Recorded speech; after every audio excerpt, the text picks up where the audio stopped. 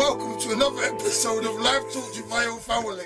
We have the wizard, me, Ayo Fawole, and we have Sandra Monero in the studio. It's Monero, actually. Monero. Yeah, Monero. Monero. Yeah, Monero. Sounds sexy, isn't it? You can have it. No. Can I tell you that it sounds sexy, or you want to tell me that it sounds sexy? But it does, though. So rather than even allow me, she just reiterated it. Like, can I tell you? No, I wouldn't tell you. I'm telling you. I will say again. What is it? Monero. Monero. Yeah. You know it sounds sexy, isn't it? Hey, yo, Monero. Hey, you see Monero. Hey. Monero. Hey. Hey. Oh, you know I got teased in school for my surname. You got teased in school for your surname? Yeah. With the same surname you had? Yeah, I only had one. How many surnames do you have? Right. Your surname can change, I think, depending on what goes on. Do you know, like, I've seen loads of different things going on. Like, basically, you spawn, named by the father, mother splits for the father, mother don't like the father, changes her name. You spawn, has the mother's name, you don't like the mother's name, changes the name. There's so many different demographics, like, and then when kids get older, this disparity between the family and parents change the name deeper, isn't it? Yeah, so they can. People change, loads of people change that. Oh yeah, and then crooks, when they spend too much money and mash up their name, they change the name so they can make more money. You know, so when they get in debt and stuff. Change their name and stuff. But no, I love my surname, Monero. Most of the people who know me call me by my surname. Rather than your first name? Yeah, I prefer that. You're Monero? Yeah. Well, go on, Monero. Nice thing. Yeah. So why wouldn't you change your surname to your first name then? Nah, I just have it as Monero. Have it like that? Yeah, you're allowed people to call you like that, but you still have it. Yeah, it's only certain people call me Monero. People that know me from very, very long time. So you said you should teach you in school your name? Yeah. Why? Yeah. How do you teach you in school? Like my ear hole. Then, well, you know, you're laughing at it. The it's not I was like the only. I went to a convent school. Yeah, going back. And you know, Catholic. And B's like spot the black, and I was like the only black one in the classroom. Yeah. So back in those days wasn't nice at all. So from junior school into secondary school as well. Yeah. So what you know like we're gonna go into all of that. We'll just talk about all of that. And but you know like when I was a kid, like I don't know, like kids are kids, innit? Yeah. And like the name calling was prevalent when I was young, innit? But I don't think it's nothing. How can I say? I don't know what the kids do now when they're kids, because obviously I'm not a kid, innit? Yeah. But I don't think it's the same. Like you said, Monero, earhole, wherever. It was just silly word association stuff. Boom, boom, boom, boom. Sticks and stones will hurt my whatever this is. Sticks and stones will break my bones, but names will never hurt me. Boom. That's what they used to teach us. Like, yeah, but it did hurt. Words fucking did hurt sometimes, didn't they? It did hurt. But sorry, it did hurt. But as you get older, you have to understand that, like, which I found out, and it's out on the internet now as well, things only hurt you if you allow them to hurt you. Absolutely. Which is where that saying was coming from and going to. But as a child, you have no comprehension of how to control your mind, see these things, and all that kind of stuff. But I used to get called eyelash.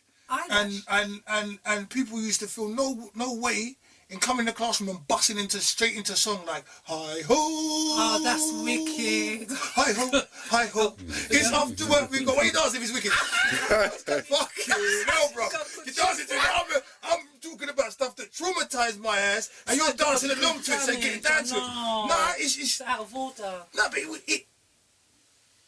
I want to say it built resilience. It prepares you for the world. No, it does. Excuse me. It is a lot as far as I'm concerned for kids and stuff. I'm glad you brought it up, but I think healthy mocking, healthy like when you're competing, helping competitiveness, healthy. All that. It's all healthy when you're young. Like having to fight for your stuff, getting a slap, getting bullied a little bit. It's good for you. Yeah. No, because it can really, really damage some individuals. I got bullied for my surname. This is my birthmark. I got bullied because of that. People thought that I was trying to bleach my skin or I wanted to be white because I was in a predominantly white school, convent. And I left that school because I just couldn't take it. And I went to a mixed school, which was just, oh my gosh, I should have stayed in the convent. Your brothers and sisters? Yeah. I'm the baby of the family. The baby of the family? Yeah. Do you think that's why it hurt you so much, and you couldn't deal with the bullying stuff, or was it an intense bullying thing? It was intense. It was horrible. Did you tell your siblings? No, I didn't tell my siblings because I don't know. I think at the time because I was scared. Being bullied in my primary school was horrible. Same thing. It was really weird. I was tall, for my age group in my junior school. So I was bullied for my colour of my skin, my height, my surname, because going to a Catholic school, it was either O'Donoghue, MacDonald, and having Monero stood out, and the birthmark on my cheek, But my mum was so nice. She would say that, but black is beautiful. My older brother will say that. My dad will say that. But as a child going into school, and it's just predominantly white, it was horrible. And you didn't think that black was beautiful because you're the only black one. But Sister Mary, who was the head teacher, loved her to bits. And growing up, I wanted to be a nun because she took me to the nunnery. Okay. Oh my gosh, she took me to the nunnery, and I thought, wow, this is what I want to be. I want to be a nun because you're pure. And the place, even though but yeah, we could laugh about that now, because I just said I never said anything, but because at the time I thought it was, but you know, when you read now about the priests, nuns. Not good people. No, but human beings, like, and it's more the with that stuff. I don't want to get digress too much of that. I'll go back to the bullying. With that, make sure you talk to the mic. Yeah, with the priest stuff, it was as far as we know, straight abuse and stuff like that. And nun stuff, it was beating and abuse as well. Yeah. But everyone's human beings, and giving that power to someone over children and in general, without having any policing and people kind of watching over you, we see where that could lead if it's the wrong person. Yeah. You know, it's just the wrong person, and I think it goes across the board for everything. Absolutely. So it's easy for us to look at, because it's so prevalent, all the abuse and stuff in the clergy and in the Catholic religion. But where's the people looking at the positive stuff? Do you get what I'm saying? So I'm not dismissing all the negative things that have happened to people over the years in homes and stuff. But there's always two sides to a coin. Do you know what I mean? And there's all human beings. There's atrocities in the army. There's atrocities in police. There's atrocities all over the world. Charities, charities. Yes. People that go off and say they're doing charities back in the day, like you find they're fucking abusing bare people in their own country. Yes. They're thrown under the banner of charity, but they're abusing people. So I'm not advocating any of the clergy's abuse and stuff they've done. I'm saying human beings. All of it's disgusting. None of it should go on. You know what I'm saying? Absolutely. It's horrible when you're in a place of power and you take the piss. Going back to the bullying thing, what I said now, yeah. I said I think health bullying can be okay. Bullying's never okay, but bullying's okay with kids. I think it can help you find yourself, because once someone can stand up to the bully or see what's going on with themselves, or understand that person's doing it because of whatever reason they're doing it for, and that is the other person's problem and not their problem, not your problem. Yeah. Like with your family telling you black is beautiful and reinstating the powerfulness you had, like that is where I think bullying is necessary, because unless you build a resilient skin, you don't understand you can't really work in the world, as far as I'm concerned. Yeah. If you haven't built some sort of a barrier between you and what people will say, what people think, how people will treat you in the workplace, in life, and all this, you're a big woman. It's hard out here right now. And you get bullies in the workplace as well. That's what I'm trying to say to you. That's what I'm trying to say to you. So getting done eyelash or ear hole, that's the time to do it when you're young, and it's like throwing a softball at me opposed to throwing a baseball at me. Do you know what I mean? Yeah. Like, and people have killed themselves over bullying, and I'm going to stop talking, so I'm going to give it to you. Yeah. Which is sad. Yeah. But I just think, in my opinion, on that spectrum, there is a small place for that kind of camaraderie, or what's it? You know when you're challenging someone, I can't think of the word. But you know when there's the little, like, people trying to find the hierarchy when they're kids, like, can I do this to this person? No, I can't. Can I do this to this person? No, I can't. I can do this to this person. Right. But the first person might stop you from doing it to that person, and that's how things went in school, like, as far as I'm concerned. Like, when I was younger, it's a different game now. Oh, totally different game. Sandra, yes. Monero. That's right, Monero, Monero. Sounds like money though, doesn't it? Money Monero. So you say Mone and you put a Y in it, that's money. And you know there's a Bitcoin Monero. No, I didn't know. Yeah, and somebody contacted me on Facebook for I was the founder of the Bitcoin Monero. If you Google it and it's on Amazon, I said, no, darling, not for me. So wish it was you though, right? No, not really. I don't mind having money, but I don't want to be too rich. I just want to be all right. I don't need to be greedy. Don't need to be. Yeah, I'm not greedy. You don't need to be. Just have enough. Yeah. Don't have to have too much. You still go out with school when you was in school when you was younger. Yeah. So what do you wanna know? So I wanna know why you're so fucking crazy. And the thing about it, bro. Hey yo. You know what? The thing about it, I never used to be like this. It's only till I came an adult. I used to be like a little church mouse. I was quiet like a mouse. I swear down. Yeah. Yeah. Right. I couldn't even hear like boo out of me. I was a shy child. So talk to me about what you were shy as a kid. What was you like as a kid? Talk to me about primary I was very primary quiet. School. Slow down a bit. Okay, Primary school. hold up. Wait a minute. I think I'm going to need to date you a little bit. Do you want a drink, darling? We've got something for you to drink over. I got some water. No, do you want a proper drink? I don't want to promote it. Yeah, we don't want to promote it. No, why not? Yes. Okay, thank you. Yes. Now it's going to happen. Better or worse, I don't know. We'll have to see, won't we? I don't want that on the camera. Yeah, no, you can do it like that, babe. Do it like that. Look, say you got it. Yeah, like that. Yeah, no, you can hold. You don't have to put your hand around like that. Just have that side facing the wall. Yeah, that way. Yeah, that's it. That's what you got to do.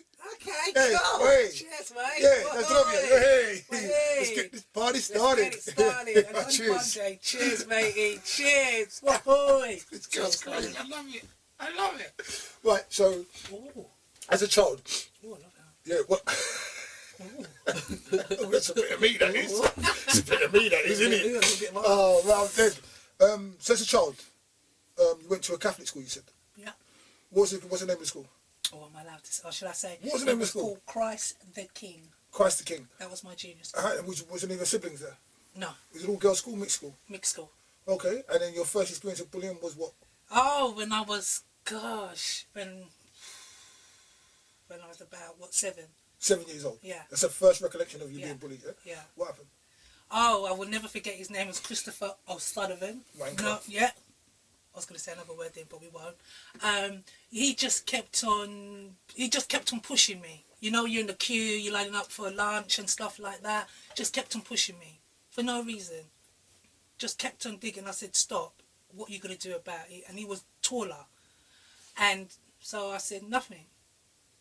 So he kept on doing it. Went and told teacher. They'll deal with it. Nothing was done. Went home. I didn't tell my parents straight away because you just think that, okay, you're going to deal with it. So next day I went into school. I thought, right, I'm not going to let him bully me. But this time he punched me in my mouth. Bastard. No reason. On the floor, picked myself up crying. Went to Mr. Lowe. Never forget, but Mr. Lowe was a tall man. You won't believe it. Yeah. He'll deal with it. Nothing was being dealt with. So I went back, told my older brother. How much older than you was he? He's the oldest, so if I was about 7, he had already left school, so maybe about 18, 19. Good. Yeah, so I don't think it's going to come down to 5, but my brother doesn't believe, sort of in violence, the oldest one, but the other 2, I didn't tell the other 2 because I thought, wrapped him up. Yeah, and I didn't want that. I didn't want him to get beaten up by my other 2 brothers. Because I just didn't think violence should equal violence. That was just me. So were you prepared for the guy to keep bullying you? No. I was prepared to deal with it myself, but it just didn't work. I tried to fight back. Yeah, but what I'm saying, you couldn't do it yourself, so but by bringing you had there, like, and just said, let them beat him up. Yeah, but I didn't want that. You see, it was really weird. I didn't like what was going on with me, but I didn't want him to get beaten because my brothers, they would have beaten him. Properly. Yeah. You know when your face ached, it would have been one of those ones, and they would have taken like no mercy. Young Sullivan needed his face to ache to stop bullying little girls, mate. Maybe so. You know but then when we spoke about it within the household, and then my brother's got, no, I'm going to go down there, and I said, well no. That's when everyone found out. Yeah, because as I was getting older, so 7, 8, 9, 10, I got bullied from this guy from the age of 7 right until I left. Until when Mr. Lowe, because back then they didn't bring your parents in to have a chat. That's how it was in the 70s. They didn't bring your parents to come sit down and have a chat and let's deal with it. It was just dealt with in the school. So all the time I kept on crying.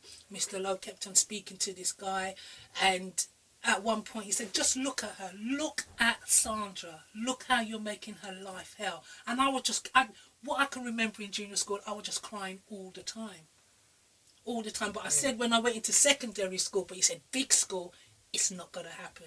But it happened. It happened. I went to a convent school, all girls. Never forget the girl as well, Sinead MacDonald. It happened. Do you not have a problem with Irish people? No, I don't have a problem with Irish people. Because you've got O'Sullivan, you've got McDonald, I know, for exactly. 3 years and then through another school. Yeah. It's not about actually Irish people are lovely people in general, but because of people, why am I losing so many words? Because I'm so gorgeous, that's why. I'm blinded by me. Hey! I'm dead. I'm dead. Lord, come take me away, Allah. Not yet. You've definitely this is love.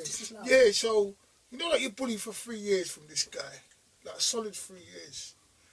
That must have been harrowing as it was. And then, like, why do you think? Why? The colour of my skin. Secondary school, why? It was Spot the Black again. I went to Holy Family. That was a convent, but I only went for 3 years because I couldn't take it anymore. And then I said to my mum, I stretched the truth. I said, Mum, because we lived in North London, and I went to school all the way in Enfield Lock. So going to school in the morning was like a journey. It was like a day out because we started school early, we finished school early. Yeah. And my sisters went to Mount Carmel. That was in Holloway. I know it. My brothers, the oldest, and they went to Highgate Wood at the time. I wanted to go to Mount Carmel, but because my sisters, the two of them, were so naughty, the headmistress didn't want me in there. You got all this backup, but you never used none of it. No. How many brothers and sisters you got? There's 7 of us. I'm 8. I'm the baby. 8. Okay, so within your hierarchy of your family now, like how did it work? Was you the baby and everyone took care of you? Was the baby and everyone took your sweets? Both. Like, the boys will protect you more, but the girls will say, oh, it's always the baby. Why does the baby always get everything? That's what the girls, but the boys will say, because she's the baby, we have to look after her, she's our baby sister. That kind of thing. What's your fondest childhood memory? Oh my God, it's madness with my dad, our mum. Large family, because he wasn't quiet in the house. Our dad used to, even though my dad was a quiet man, he was funny, but he had dry jokes. You know when you get one of your dry jokes is on the bus on me. I have to joke. I love it. Now you're telling me I love it as well. Like father, like daughter. Let's hold up. Let's put a pin in that right now. Let's put it in a minute. So, all the way here, this lovely young lady, Sonia Monero, was due to start at XYZ time. 45 minutes early, actually. I'm gonna land. Can I land my plane, please? Ross, Clark. You're a pilot, wow. So, see, you wouldn't. Oh, God, see what I mean? He's putting your teeth as well. Yeah, so this Sergeant Monero phones me, right? So she phones me 45 minutes before the time. So she goes to me, yeah, boom, I can't find the place. Where's the place? Oh, my God, I'm lost. I said, oh, sweet. So I get asked, where are you? Tell the directions, right? Give the directions. Said, I've done what I've done. Just come from the gym before I come to here. Just let you know what goes on behind the scenes, innit? So I'm trying to have some food. Haven't had to eat it yet. It's still here. Like, held it fresh. Made sure I did that. Didn't eat the food, but I washed everywhere I needed to wash. You understand? Right, yeah. So by this time now, about 35 minutes have gone past. So then, like, I thought, boom, come to the studio. Let me just phone her and make sure she's all right. So I phoned her. You're right. You're good.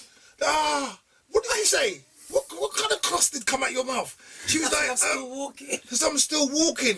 And in my head, I'm thinking, like, boom, how can you still be walking? But like, because this is the first time I'm meeting you, I can't really say nothing. And I've already had one person cancel today because they wasn't feeling well, which, sorry, young lady, God bless you, see you next time. And so I'm in work mode. So I'm not in thing mode. If it's my son, I'll be like, what are you fucking talking about? Really? But it's not. So I said, oh, okay, really, do you want me to come and get you? Blah, blah, blah. She goes, yeah, but I don't know where I am. I goes, all right, cool, 1 sec. I tell you what, come and meet me at so. She goes, you know what? I can't hold it anymore. I'm in the studio. Do you know, right? It's like, if that was a firework she let off, it would have been a dud. Like, you could never understand. I was like, Oh, okay. Because she was only joking. Which is fine, you got a lovely personality. That joke was so dry, but you said your dad's got a dry sense of humour. Yeah, but you still laughed though. Yeah. Yeah, but it doesn't out of matter. courtesy. Yeah, but I still got to laugh. That's the But you don't know what I did after I put the phone down. Nah, you well. Yeah. What's she trying to joke me? Shit. Make me spill before she want to watch it. Does she know who I am? Yeah, all that. That's what you do. Yeah, I get it. But I'm here today. I'm here. Ayo. That's Monero. That's right. Monero. Do you want my surname? I don't want it. I've got my own surname, I'll darling. send it to you. You send it to me? Yeah. You send it to me? Sell it. You'll sell it to me? LL, yeah. You can sell surnames, you know. I've got to make some money. I need to make some money. I don't want too much, just enough. Just enough for my lifestyle. Any other questions do you want to know? What do you want to know about me, Sandra Monero, Monero? Yes, I'm here live at Life Talks Podcast with Ayo. Love it. I'm loving it like this. I don't think I've ever had it like this before. This is nice. Alright, so what were we talking about? What were we talking about? Bullying. No. Oh, stop talking about the bullying now. Yeah. Talking about the dry jokes with my father. That's what we're talking about. Yeah, I was talking about that. I asked you a question. What's your fondest childhood memory? I was with my dad, my mum, my family. Well, my dad, like I said, he'll be running up and down in the house, putting his dry jokes. But he was good, a quiet man. Very, very quiet man, but lovely. My mum was like the extrovert. The party doesn't walk until she walks in kind of thing. Wow. So is that where you get it from? I get a bit from my mum and a bit like from my dad. But as I'm getting older, I think I'm looking more like my dad. Looking is so how you look. So you look, innit? Really, you got. Really... No, but it's good because my dad was a handsome man. Is he still with us? No, both of them are deceased. I'm an orphan now. It's hard being an orphan as an adult. It's not even funny. No, but you are. It's not even funny. Don't you think it's harder being an orphan as a child? No, you could be orphan as an adult. I lost my parents. No. No, don't even go down that road. What I said. Go on. Don't you think it's harder being an orphan as a child? I never said it's. I don't know. I was never an orphan as a child. I'm only an orphan as an adult, so I would never know that. Yeah, but okay, so you know yourself, yeah? So imagine when you was getting bullied if you never had a mum and dad there. Would it be easier or harder? That's what I'm saying to you. You was a child, you was an adult. So that's what I'm saying. No, I'm not trying to take anything away from what's going on with you. Absolutely. Let's get serious. No, absolutely. No, let's get the voice by the camera. Where is he? I need help. Oh! Are you going to invite me again? Can I come back again? Let's finish this interview first. I like life talks. I like it. Go on, carry on. So, we're still trying to establish what happened, the jokes that your dad told, or your fondest childhood memory. Yeah. Because you was very vague about that. You said, your dad's very quiet today. Your mum's probably don't start till she gets there. But what was your fondest childhood memory? Laughing. Just in general, just laughing. Just laughing in general, because it was just because most of the time it was really weird. At the time I didn't know I was dyslexic, so having dyslexia, I'll do anything, comedian kind of thing, jokes, then do what I'm supposed to be doing. Yeah. Anything to distract the situation. Yeah, so I'll get myself out of everything. It was just a classic, but I didn't know I had that skill until I was growing up. So even as a child, I was getting myself out of stuff and I didn't even know how I got myself out of it. But it was like through laughter, through jokes. I'd be saying, like my mum would be telling me, oh, I need to go and wash the dishes. Just me, yeah, in a minute, mum. I go, but mum, do you remember, blah, blah, blah. And I'll just have a whole, and then she'll forget about it. Then she'll end up washing it thinking, well, hang on a minute, didn't I tell Sandra to do it? Like that. Same with my sisters as well. It was just, well, I wouldn't say a crook. Organised? I'll just say I was smart. Very smart within the family. Being the baby, I was very smart with, and you've got like the brothers and sisters in between, so I just run rings around them. Loving family, loving. What was your relationship with your brothers and sisters? Oh, great. What's the disparity in ages? Oh, gosh, let me see. Well, my oldest brother has passed now, because I had three best friends. My mum, my dad and my brother. Those were my three best friends. I had siblings, like I said, in between. All come from the same mum and dad. But even though my dad had like children, you know, like they do in the Caribbean, why do they like to spread their wings like that? But they married my mum, best looking one, because you got gorgeous kid on Monero. from. Because you know you've got some family, be honest, you know you've got some family that has the same surname, but they're not as, I don't want to be horrible, they're not as, well, I'm going to put it out there, they're not as good looking as... You're going to say it anyway, I was going to say, you're going to say what you're going to say.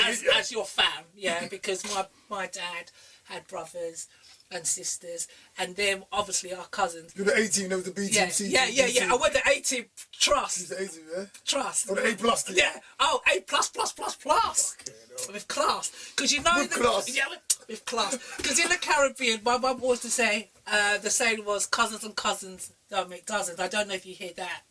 But what does that mean? It means that... Don't speak to your cousin. Right. Or family member, but... listen how this went. This is just like up here, down here, left a bit, right. How it went, let me try and explain it to you. This is so funny. Alright, you know what? No, hold on. Because I want to sit back. I want to eat a piece of chicken. Eat your chicken. No, I want to eat a piece of chicken. I'm trying to find. I'm sorry, guys, but I'm hungry. Yeah, he's hungry and I'm thirsty. Let me just take a little bit. Hold on a bit. Cousins don't make dozens. Hold on, let me just have a lip gloss break. While you're getting that, hold on. Lip gloss. The lip gloss make it This is filming at its best. Yeah. Right. So what had happened, my dad, I've got like an older brother, not with my mum. Yeah. Not from my mum and dad. So what had happened, because my dad was like, it's a gorgeous man, you know, I must say. They used to call him, we're from St. Lucia, right? They used to call him Taxi in St. Lucia. Taxi, because you know taxi go fast, innit? Alright. So what my dad did do, my dad first went Wait, out... Taxi because he went fast? Yeah. He was going fast through women. Exactly what my dad did do first. This is so funny. I know it's not funny, but it is funny. My dad was going out with my mum's auntie. So my mum's the niece. Yeah? So my dad was going out with my mum's auntie. They had one child. Listen to this. One child. One boy. Okay. So my dad finished with her. He didn't want to know her anymore. So what my father did do, he paired his brother off with my mum's aunt so he could marry the niece. Right? So then when my uncle, who's my dad's brother, married my mum's aunt... Go back. Go. Where do you want me to go back? Just a little bit. A little bit. Yeah. A little bit. Your brother, no, he palmed your dad palmed his brother off with your aunt. Yeah, so they got married. Yeah. They had kids. Yeah. Your uncle knew that your dad already had a kid with a woman. Of course. That was a bad man. Go on. He was a rude bad man, yeah, him. And then, you know, he was with other women. But you see how he is in the Caribbean. They were so jealous of my mum because my mum had like 3 children with him already after the first one. The first one with my uncles, with my her aunt. Her aunt and my dad got together, had one son. Yeah?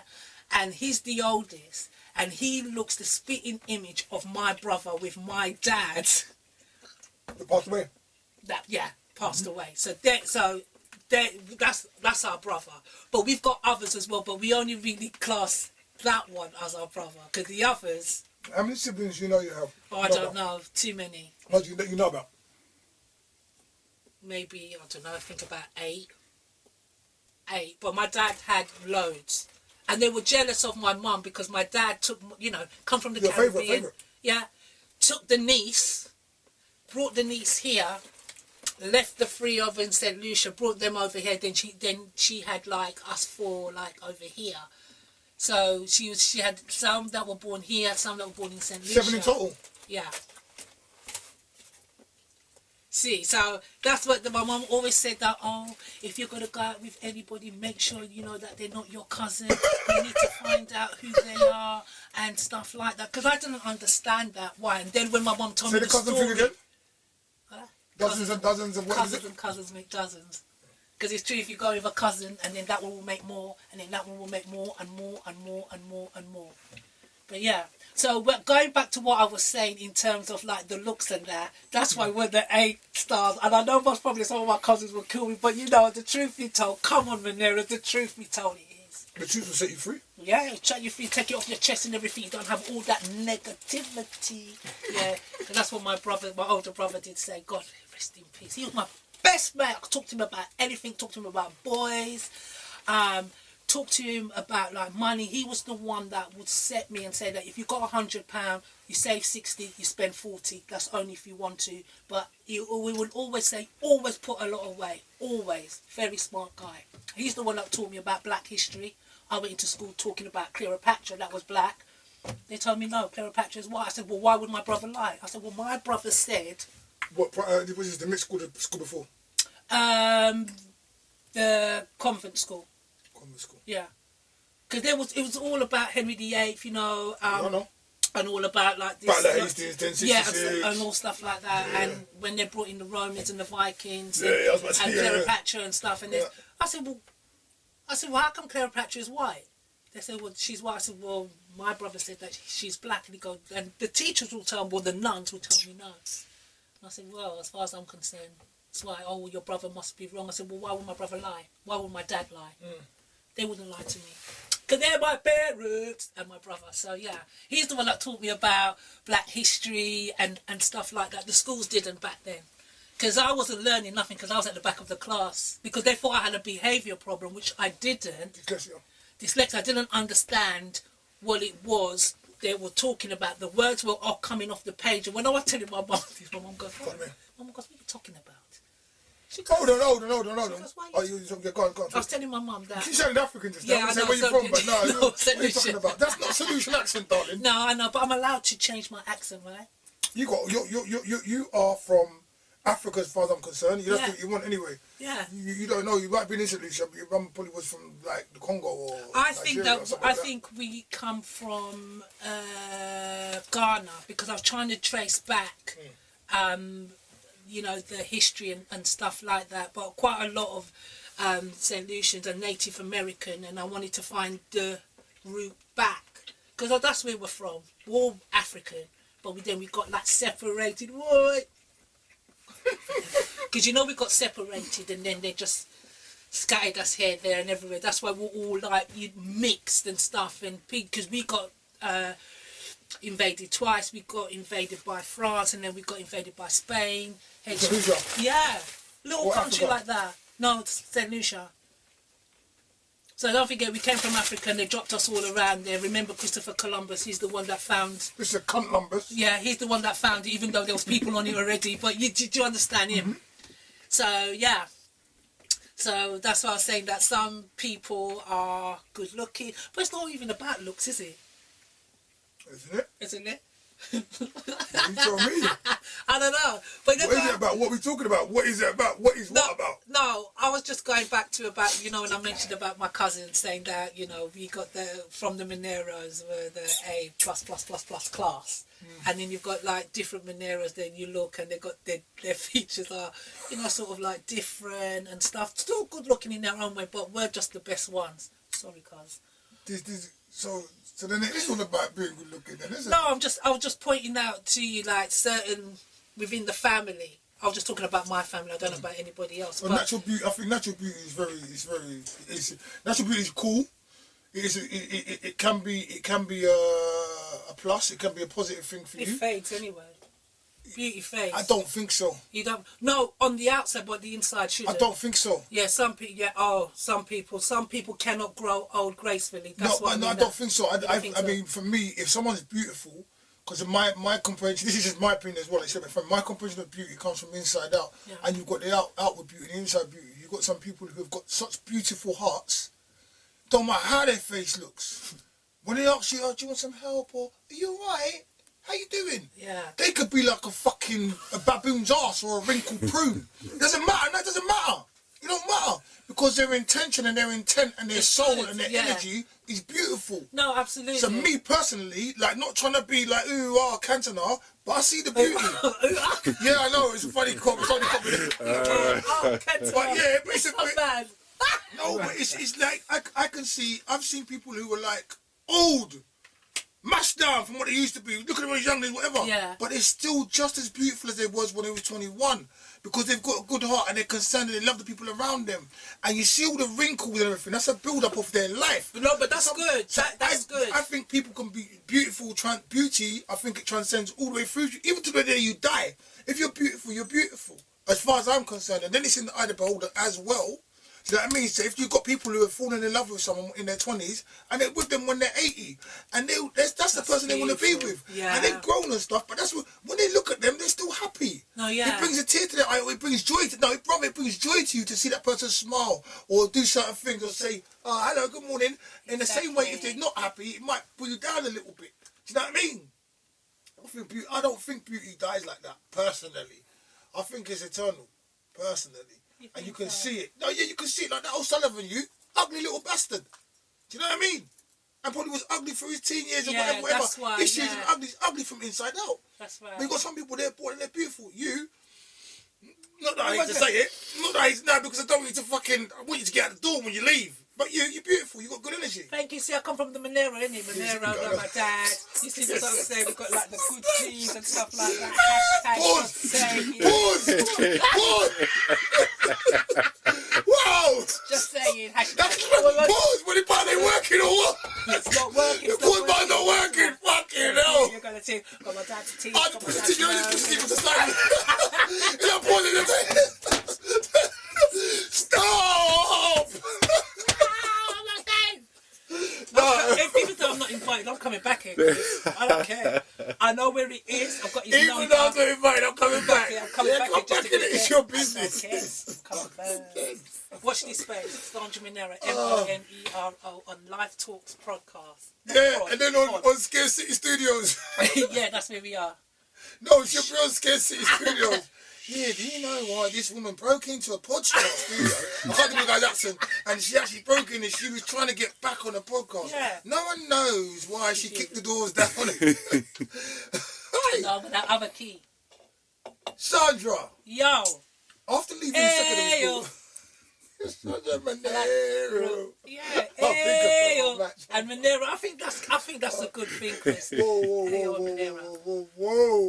Tell your girlfriend it's just work. We gotta work. Ah, I'm dead. I'm actually single and celibate. Are you? Yeah. Why are you single and celibate? Because I've got. When last time did you have sex? Be honest. None of your rascal business. I don't believe you celibate. What do you reckon, Chris? You lie, my tell. Going Jamaican now. Oh my gosh. What's that? I said I was going Jamaican. I was trying to do the Jamaican talk. No, you do the talk if you want. Yeah, I can listen. talk. No, I've got a lot of Jamaican friends, you know. Pardon me. Yeah, I'm celibate. If the wind blows, I get hard on. I'm really? good. Yeah, I'm good right now. I've got other stuff to do, and it's the. Yeah, you're focusing on business, on your work. I'm focusing on inner peace and myself. Yeah. Because then I can do the work. If I'm not right, I can't do the work. Everyone knows. Everyone out there is. You know what life is. It's a freaking roller coaster. It's not easy. It's like twists and turns, and then like we try to self-medicate with stuff. I've done it for many years with pussy, food, drugs. Yeah. Partying and raving. Gotta do it. You gotta live. Well, you got. Well, a little dabble in there, a little dabble in there. You do whatever you need to do, but my interpretation is certain these things without the right, if they're not in the right context, it don't become fundamental. They become detrimental to you, because it's like you're eating food on the road. It's just gonna go through you. This process is not good for you. But just because it's food doesn't mean you should eat it. Sometimes you need to go stop, don't eat anything, and wait till you get home and eat a home cooked meal. Yeah. And that's what I'm talking about. I'm not saying don't dabble. Like, I'm not advocating any kind of drugs. I'm not advocating overindulgence in any kind of foods or anything like that. And I'm not advocating alcohol. But anything else, you find yourself with your partner. You want to do your partner behind closed doors and that. But take time to find someone that you actually want to be around and stay around and do things, and they want to be around exactly. you. That's the only reason I'm saying that. Like, and then it's not only just that. Because you haven't got a tree growing out your face, so you look good. Hold on. It's not just about looks, like, darling. But also, no, I know, but I'm just saying, because sometimes some people, that's what they look for. Because when people say, oh, I only go for personality, you can't see a personality. When people go, oh, I only go for personality, yeah, okay, I get that, because personality, conversation is really great. I understand it. But when you first look at somebody, it's got to be either their eye, it's got to be their nose, even their ear. You have to be attracted to somebody by just looking at someone. You can't, well, me personally, I can't just say, oh, I like that person, oh, I like their personality, and they haven't even opened up their mouth yet. They may not have no teeth. They may just have gums. They may, do you understand? So, and I might think, oh, no, I do like a guy with no teeth. I'm just saying. But by definition, you don't like the person, you like the way the person looks at that particular point. No, because you look at that, you look at somebody and think, oh, I just like the tip of his nose. Oh, I just like his nostril. Oh, his eyes are so lovely and piercing. But still, you've got to have something. But I'm saying, I'm not taking away from what you're saying. I'm not saying that, and not everyone has to have something. You have to have something. Other people have to have things. No, it works like, both ways. In general, yeah. But they might just like my little but my little pinky. They might think, oh, look how cute that is. But you only like the way he looks. You got nothing to do. You don't know the way she looks. You don't know nothing about the person. Well, no, because if you see somebody, you think, oh, they're or you could go by their aura. Oh, because I go by aura and spirit. I think, oh, if you shake their hand, you think, oh, there's something that's just not right. Oh, that's a warm kind of. Yeah, but then what about when you look at him? Oh, I like his nostril. I like his ear. I like this. I like that. But then he opens his mouth and says, who are you fucking talking to? Or you get the then what happens? See, that's when it comes to when I say to you, when people kind of just go on personality. Because you're saying that it's not... No, then what happens? I'm asking you direct, then what happens? Then what happens when he... For you, you're like, oh, I like his nostril, I like his finger. Yeah, and then he starts talking. Like, oh. And well, then it stops there. I'll still talk because I'm not a rude person. I'll still have a conversation. Yeah. But you wouldn't go any further. So it doesn't matter how they look? Well, no, but... It doesn't, and it does, because you have to have something that attracts you to that person, to look at that person. Because if you go out and you see the back of the person, and then you're saying that, oh, I'm only going for personality. Well, how would you know the personality unless you start talking? You inherently, anyone inherently go for a combination of more than one thing. No, you've just said this. So you can't have beauty without personality. Some people can't have personality without beauty. Well, yeah. That's what I'm saying. Or something they find attractive. No, exactly. Yeah? But while just going about what some people say, oh, I only go for personality, and I'm just saying that, well, how can you only go for personality? Yeah, dickheads. Anyone who says they only go for one thing is really like that they have. As personality mean I go for personality? Bullshit. It's rigid. It's too rigid. Come you can't on. be so rigid in the matters of love. Oh, matters of the soul. Matters of love and soul. You can't be that rigid though. No, you can't. Things change. You change. What you want changes. A lot of things change. You know what I mean? Absolutely. Talk to me about you. Used to talk me. And we've digressed a lot. I know this is the maddest conversation I think I've had. Loyal versus respect. Loyal versus respect. Loyalty versus respect. What would I want? Loyalty or respect? Loyalty. See? A lot of people that I know will say, okay, why loyalty? Why loyalty? Because then I can trust you. You're loyal to me. Then they give us just because loyalty or respect. That's because don't you respect me and then be unfucking loyal. What the fuck is that? No, but you see, what's that? No, but some people do. Some people goes no respect over loyalty. No, just loyalty. You have the loyalty, the respect will come because if you're loyal. Yourself.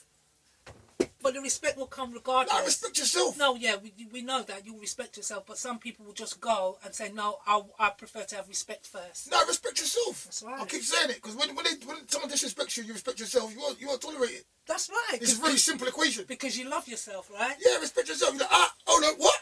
You said what? You're doing what? Right. Hold up, wait a minute. Baked potato. See you later, mate. Yeah, fuck off. Red card. Yeah, get out. Red card. Yeah. Hey, can't take a shower. Hot in there, 4 course right come now. on. That's right. Jollof rice. Jollof rice. Rice and peas, mate. Yeah, I can talk fish. Yeah, I can talk fish. Festival. Have a dumpling too. Yeah, I said dumpling. Have a dumpling as well. Fucking hell. Dumpling. Come on. What's your fun now? Come on now. What's your fondest memory of St. Lucia back home? St. Lucie, oh my... St. Lucie, that was different St. Lucia. Yes, of course St. Lucie. You're from it? That's from St. Lucia. Hey, well, what part of St. Lucia? You could be family, you know. No, put the camera, give the wizard's fucked up. Oh my God. You're like a rash. Oh my God. Oh no, really. Yeah. Wizard! Wizard! How did you do that? Wizard! Wizard is what you doing. So you can parler patois. Oui. Il can parler patois. Il can parler patois. Ça fait Say wizard again. Say wizard again. Wizard. No, you did it different. I like the way you did it. Ça fait dodo. Ça fait dodo. What is she saying? What is she saying? Huh? Ça fait dodo. Ça fait café. Ça fait doudou. Yeah. Well, you speaking French, broken French. Yes, broken French, my darling. Yes, look at you. You're so clever. I speak a couple of languages, that's why. I'm not that clever. Yeah. I've just lived a long time. Oh, you just lived a long time. You pick things up as you go by. So, ça café dodo. I thought I saved him. Voilà. Yeah, voilà, yeah. Look at you. What part of St. Lucie are you from? What part of St. Lucie are you from? Family are from like Viewfort Library. Library. Oh, that's where a lot of like what they call coolie. You know, the Indian That's a derogatory term. Yeah. No, but that's what. Listen, that's how I use it. All right. Yeah, but it's okay. But just acknowledge the fact it's a derogatory term. It's coolie. All right, well, Coolie. it's all right. Coolie. You know, like we have Indian-looking people. A lot of that is down Library. Okay, is that down south then? Yeah. So is Yeah. that where you're from? I think they're beautiful. Yeah, gorgeous. No, I think the people, the Indian mix is definitely beautiful. Yeah, we've got Indian mix in my family as well. Well, you got what coolies? Yeah, we've got coolies. My Why dad are you my saying dad that? was a coolie. My dad didn't like that word coolie So why are you using it? because I can. For real though. Nobody So, pays, talk to me. nobody Listen, pays tax on my Sandra mouth. Monero, Yes. Hey yo. Fawole. What? Yeah, you better I love recognise. the way you say it. Say your surname No, again. I'm gonna say it again, brother. I'll say it again. Fawole. You have to pay me from saying it again. Right, Listen. yeah. Listen. Okay. Tell me about your best experiences or your fun experiences in St. Lucia. I love this interview. You're everywhere, but where I want you to be. Piton. I love the piton. Did you go to the piton? Oh my god, the piton is What's so that? great. What's the piton? Surface. What's the piton? God, what's the piton? I want to know now. Fucking hater. The sulfur springs. It's proper. The what? Yeah. It's a Springs. No, the Sulphur Sulphur Springs. Yeah, the best thing ever. I think I'm going to You go get to St. mud. Lucia to some butchers. Yeah, you got yeah. Serious? Yeah, you got to go down and say. You fancy going out there? Yeah, can Yeah. I come as well? The three of us, we could do a podcast down there. I Hashtag just say. don't I know. reckon we can. You know, we could I just. don't know. You've got so much energy, man. Oh, we can do. The I'll take sweet. you to Grosile. Oh no, is that vegan sweets? I bet that's got pig in it. You know, I don't have that. Sulphur Spring definitely, because the Sulphur Spring it is gorgeous down there. The waters. You know, I thought you was Jamaican, but you're not Jamaican. I say it's like Dunn's River, but better.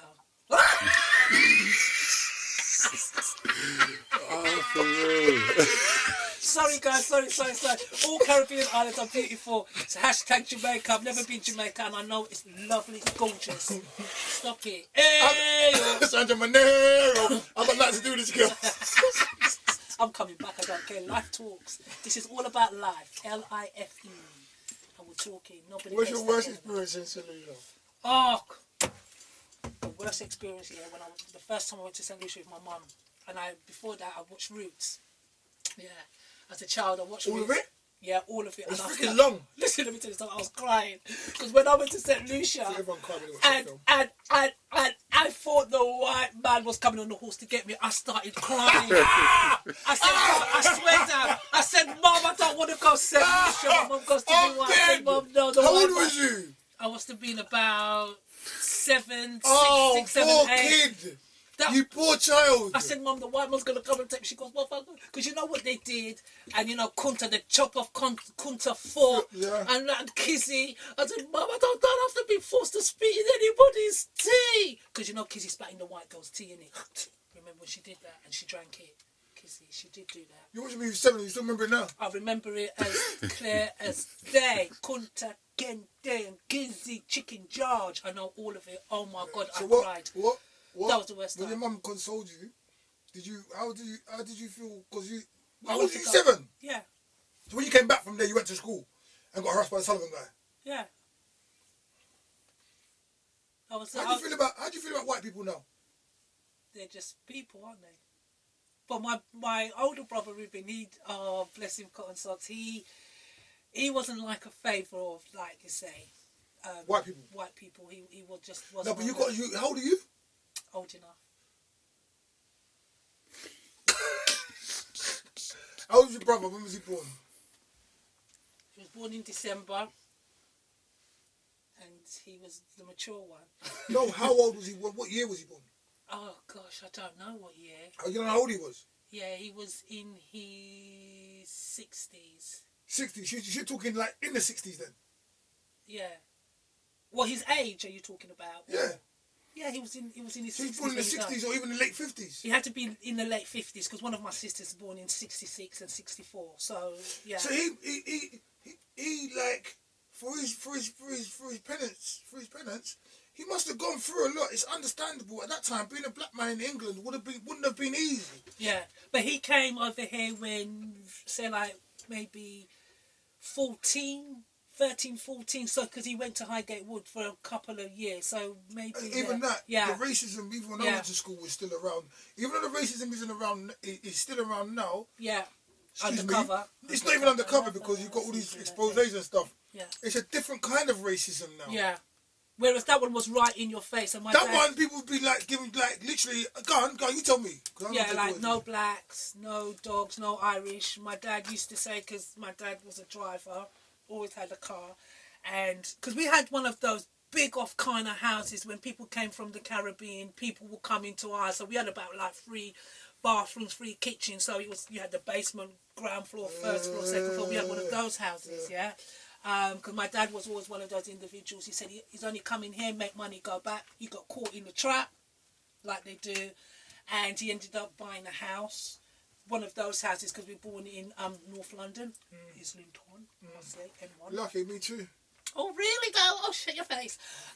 So, yeah, he had people that will come from St. Lucia, and then will come there, and they will reside there.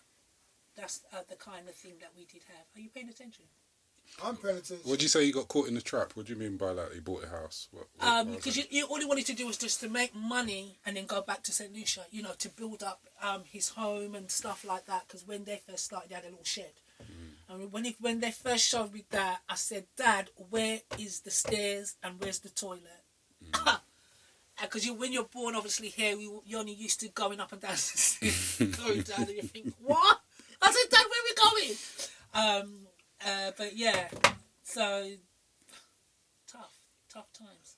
Yeah, so your brother, because I'm paying attention, that's the initial question. All right, so your brother, yeah. Well, with his rights to have his adverse kind of like outlook towards white people because of what he'd experienced. I think so, because he didn't. Because like I said, you saying like no whites, no blacks, no travellers, but I mean, no Irish, no dogs, no travellers. But them times there, even when I went to school, I got stabbed by certain people. It graduated to NF. Yeah, but prior to that, it was in your face. Like if you a black man, if you're going out, okay, so you got the racism in the media, you got the racism with the police, you got racism, but you have people like down the street that seeing you and want to fucking punch you in the mouth, or hit you, or stab you, or throw things at you, or abuse you, or make racist chants. Yeah, racist chants. Like so bananas. Of course, I totally understand. Like I was a kid in certain bits of that as well. But your brother was born in like late 50s. Come on. Yeah. That's a lot. He must have seen a lot, even if he didn't go through a lot. But he would have seen it. Probably would have gone through it. And then when he had his children, and it's not funny because he was always saying that none of his kids will go out with a mixed race. Oh. So therefore, it traumatised him to the point where he totally didn't want his family mixing with a race. Absolutely. When I was talking to a white guy, you should have seen his face. He was like, I stabbed him in the heart.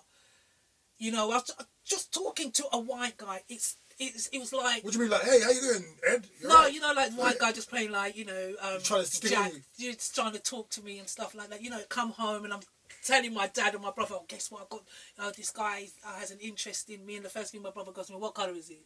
I said, a white guy. What? He goes, and then he would start, do you know what happened, blah, blah. And I said to him, yeah, but he's only talking to me. But he didn't like that at all. But now his kids said for his daughter, because his daughter, the only one girl that he's got, married a Nigerian, they do parties well, I must say. Hey, yo! When we had the party. Fawole. Oh my gosh! Hey, yo! The party was just Ayo. Oh, Ayo. Yeah. Ayo. Yeah, no, I didn't do that. Ayo. Well, I'm fucking making me Japanese. What the hell is that about? Ayo. the fuck, man? No. Karate Kid, wipe on, wipe off. But yeah. It's wax on, wax off. You fucking up classics, man. Oh, I'm dead. I'm gonna eat your fruit pasta and keep my mouth shut while it's in there. Ross Clark.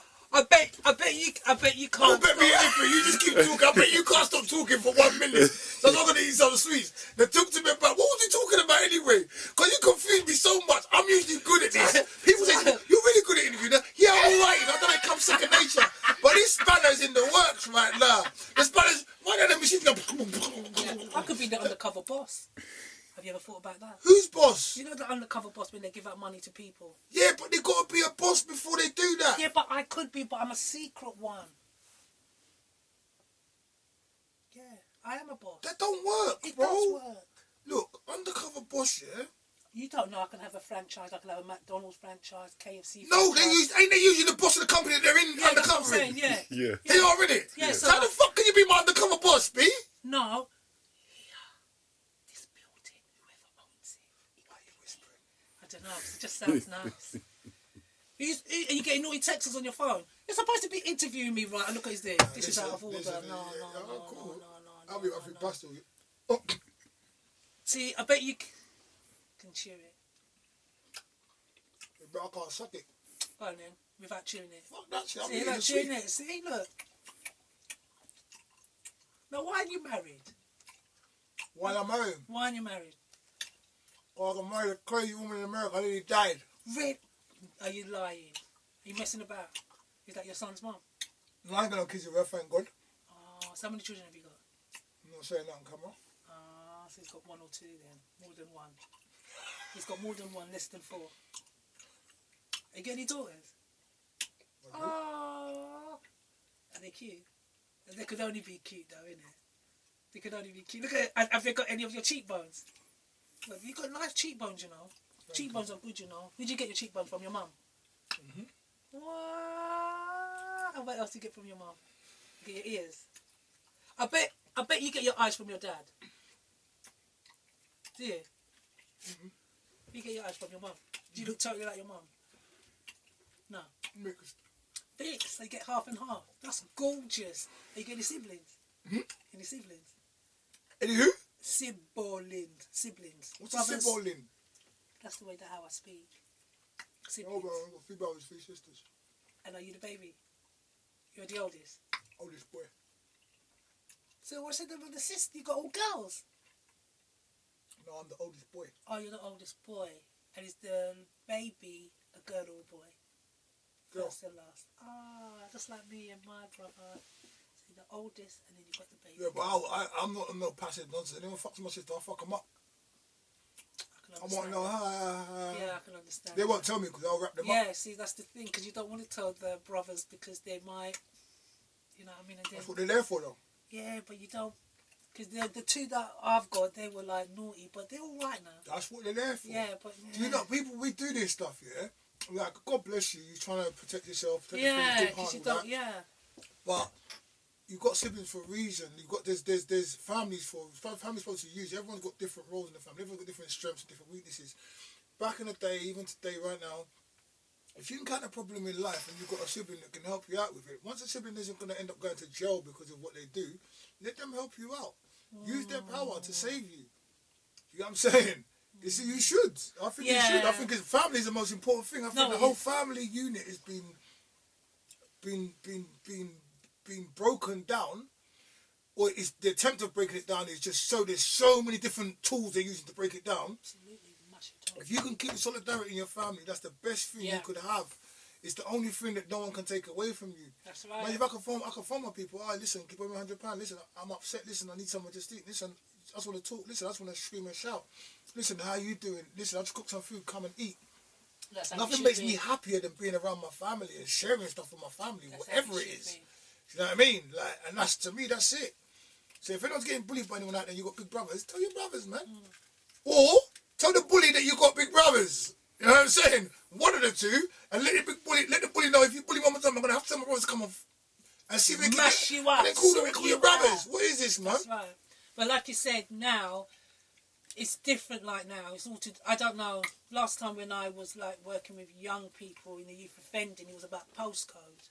the postcode war kind of thing. If you can't come like in there, and there's certain people I was walking in certain areas because I worked in Haringey, you couldn't, even though you lived in Tottenham, some of them couldn't even walk in Wood Green. Do you know what that's about? And I just sometimes have an epiphany now. What all that's about is about lack of understanding of what life is about, and no one telling you, like, mate, go and do something with yourself. You're fighting for the fucking corner of your N17 because I live here, and you're N19 because you live there. Yeah. You know how big the world is. Exactly. You know how many things you can do. Have you not seen the internet? These people flossing just from talking and making a track, or buying crypto, or swimming on the beach with whatever sharks. That's right. Are you fucking really that stupid? Absolutely. You're so smart. You're so powerful that you've managed to survive life up until teenage years, which isn't easy. That's right. And you're still running game. Maybe you come from a broken home or something. Maybe your dad wasn't around. Maybe your mum wasn't around. Maybe your mum or dad were on drugs. Maybe the police took you out. Maybe you was in a home. There's so many different things. Maybe you have some sort of like childhood trauma or mental illness. I don't know. But fighting over the corners that you don't belong to you, and getting killed over it and saying the man's violent, it's just so, to me, it's so dumb. It's so stupid. There's so much better things you could be doing with your energy. I understand the whole, when you're at that age, your hormones are raging. We're supposed to, we're warriors. We're here to take care of certain things. So when those things manifested us and we're not in the right setting, they act out in certain ways. But yet still, how... Like, because the youths are way more intelligent than we were when we were youths. They're a lot sharper than we were. Yeah. How can you be so sharp and so stupid at the same fucking time? Exactly. How can you be so sharp and be able to break down this computer, that, manifest certain things, but not understand that this road don't belong to you, and you fighting with that guy over there for the road and killing him for the road? Doesn't make no fucking difference. No. And you watch the news, watch the people, the whole COVID, the whole COVID mystery, the whole Putin stuff that's going on, the things that are going on in Palestine, the things that are going on, all these things that are going on. You're fighting over N19. Fuck off, man. Yeah, go and sleep. Like I am sorry for the people that have died over it. Mm-hmm. I feel sorry for the people that don't understand that there's more out there than fighting over this stuff, because not everyone gets it.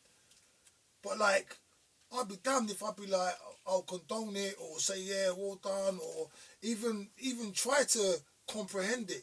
Because I know a lot of these youths, I could talk to them, they know how they're going to make money, or they know how they're going to do this and that. They know the whole, the studying route, they know the road route, they know the hustling route, they know the getting, what do they call that thing when they go to country, wherever they're sending people to fill drugs in country. They know all these things.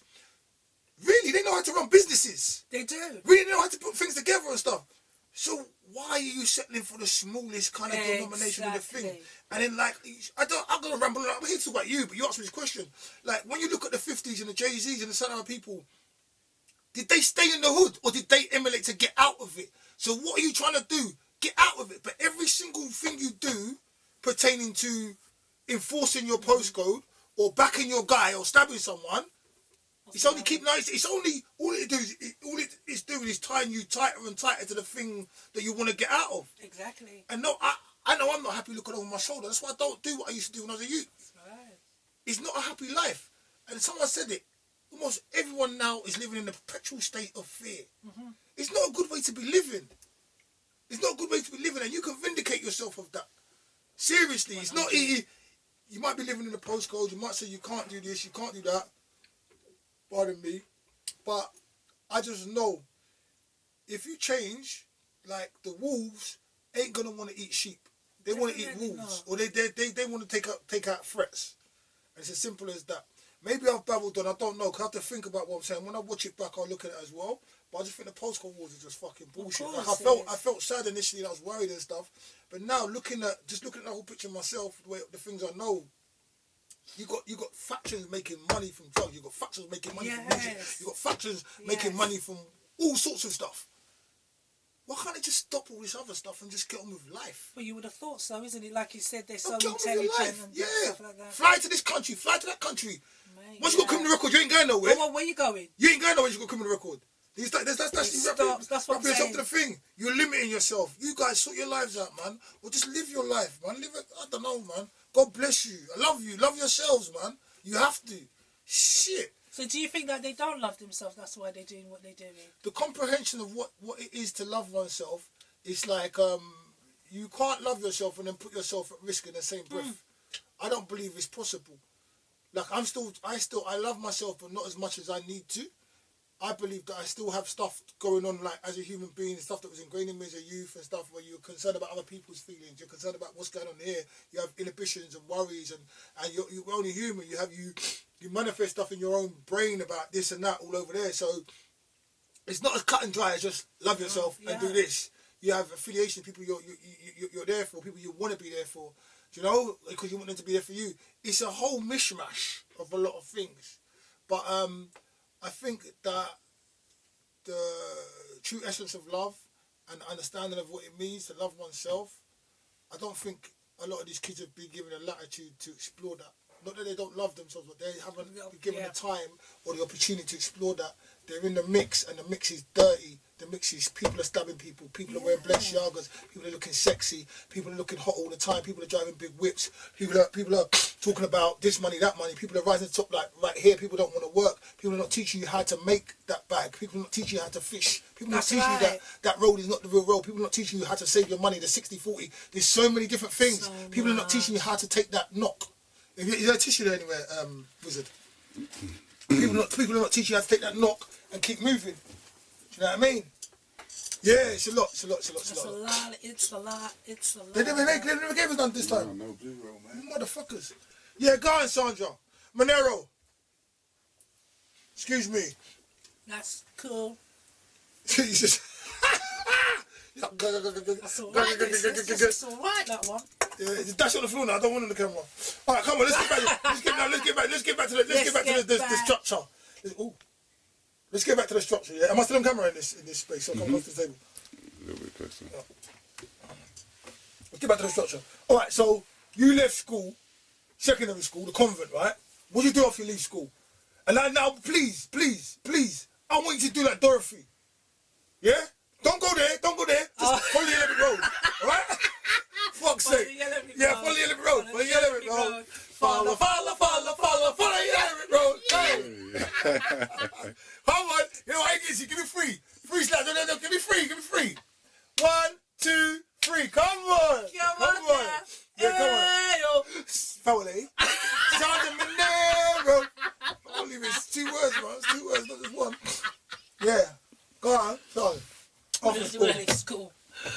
I went. You know, just call me an actress. Actor.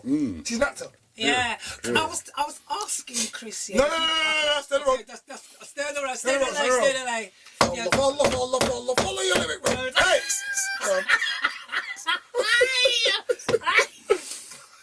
I like the way you just laughed. I can't lie.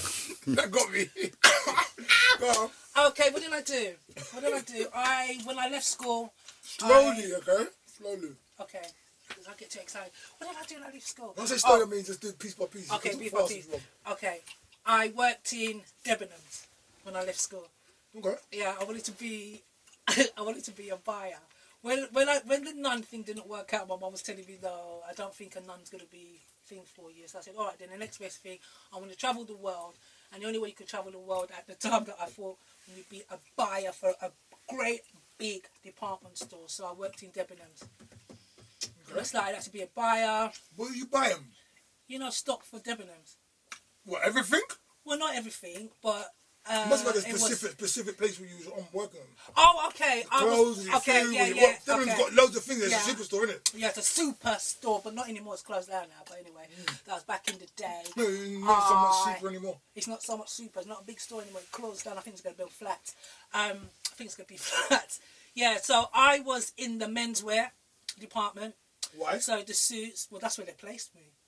I didn't even really want to be there, actually. I wanted to be in, where did I wanted to go in hosiery because I wanted to know about the different forms of, you know, tights and stockings and stuff like that. Because I always did like use stockings. Are you married?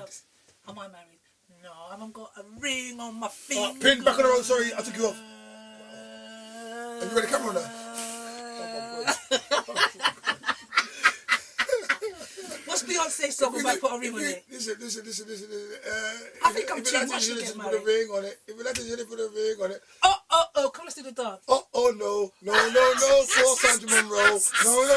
Sandra Monroe. Yes,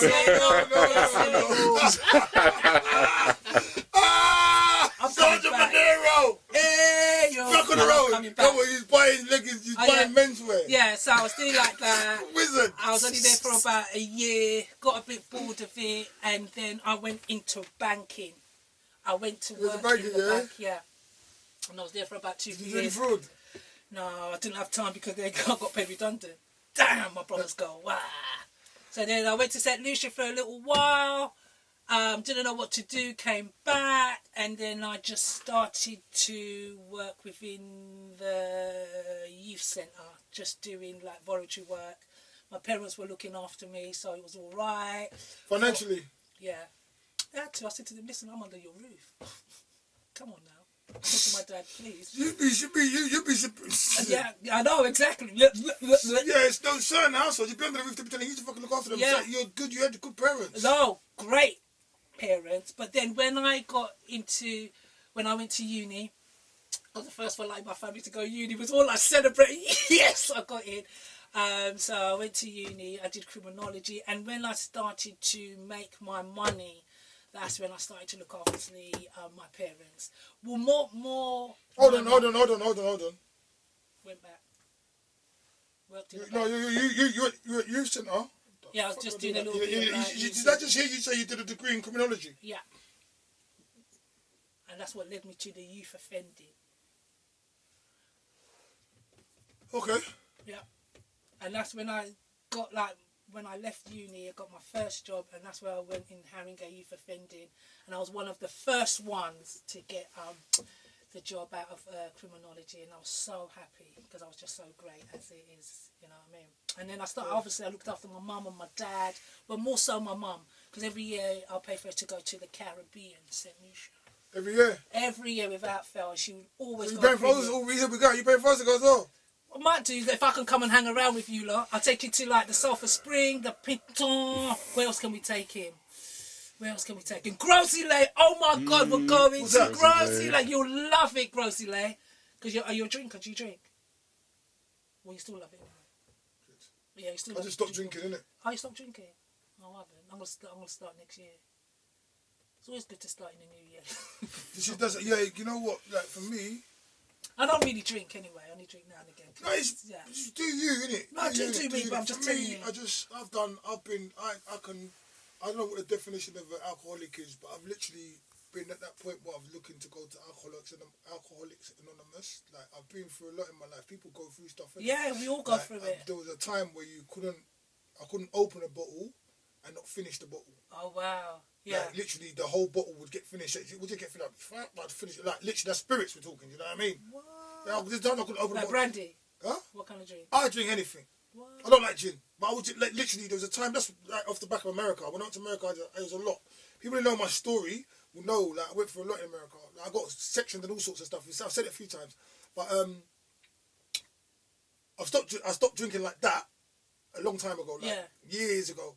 So now I'll drink like when I feel like it, or I did drink when I felt like it socially as well. Yeah. But I'm at a point where drink has taken up so much of my life and it's taken me down so many roads that I'm just like, I don't want this in my life. I don't need this in my life. I'd rather do without it. Yeah. Do you know? Like, I've seen what I do with it. I'd rather do without it. I'd rather be without it and like enjoy it. And then there's the health implications of being without it. There's the mental implications of being without it. Do you know? Yeah. I just think there's so much other... You know, like I said about the kids in the postcode thing? Yeah. There's so much more things to do than drink. Exactly. Do you know what I'm saying? Like, common sense has to prevail. Mm-hmm. Do you know? Like, the same way I'm trying to say to them, you have to prevail. There's so much things to do in the world, but when you're drunk, you can't do so much. So why am I inebriating myself and fucking myself up and I'm not reaching my full potential? Because then, I'll be miserable. And I'm more miserable, more drinking, more miserable. At least I think how the alcoholic thing comes. So, me, I thank Allah. That's it. Are you Muslim? Huh? Are you Muslim? Yeah. Are you just reading the Quran now? Yeah. It's tough though, isn't it? What? The Quran. Reading it. Why? No, I'm just saying, well, for me, because being dyslexic is for me to understand it. Do you know anything about dyslexia? I think I'm dyslexic. Are you? Yeah. Are you messing about? Are you taking the P out of people with dyslexia?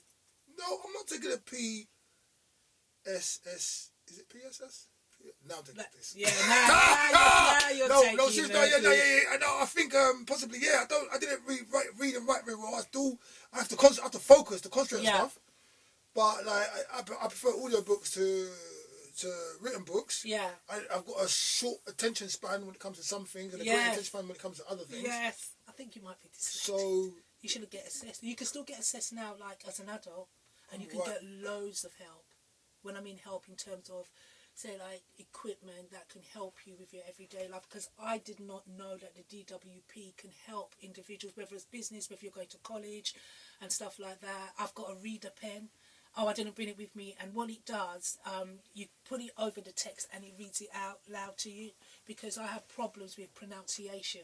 I laugh about it because even though you say I can't A-O, what, that's being a dyslexic, and it does stop you in the track as an adult. But I think, look, at the end of the day, this is it. If I can't pronounce it, I can't pronounce it, and that's why I tell people can't pronounce it. Whereas before I felt so embarrassed, I wouldn't say anything. And if I couldn't pronounce somebody's name, I'll have to wait until somebody keeps on saying it, or I will write it how I think it is. And it's completely different to what it's written, but I can understand it. Like when I can now say Aaron, it was Aaron. Oh. Do you understand? Because I'm reading what I see, like things like Denise. Denice. I know it's silly. No, it's not silly. But that's how, and I'll be saying Denice, and then the teacher go, no, it's not Denice, it's Denise. But I'm only reading what I can see. Yeah. And my eyes, obviously, it was different. Yeah. What I saw to other people that wasn't dyslexic, and the words, and in order for me to read, I have to put my finger underneath each word so the words doesn't come away from the page. And when I was saying at the beginning, when I was telling my mum my mum picked up the book, she goes, how can you say that the words are moving? It's not. But she didn't understand, because they thought I had ADHD, which I didn't have a behavioural problem. I think I got that as well. It's just that I can't keep still, and what it is, I just didn't understand what was being taught to me, and so they thought I had a behavioural problem. So they was telling my mum that, and my mum took me to the doctors, and the doctor said, well, I think she's got ADHD. No assessment or nothing like that. And they wanted to give me, was it Ritalin or something like that? Or something yeah, like that. Which they give to horses. My mum goes, no, it's all right.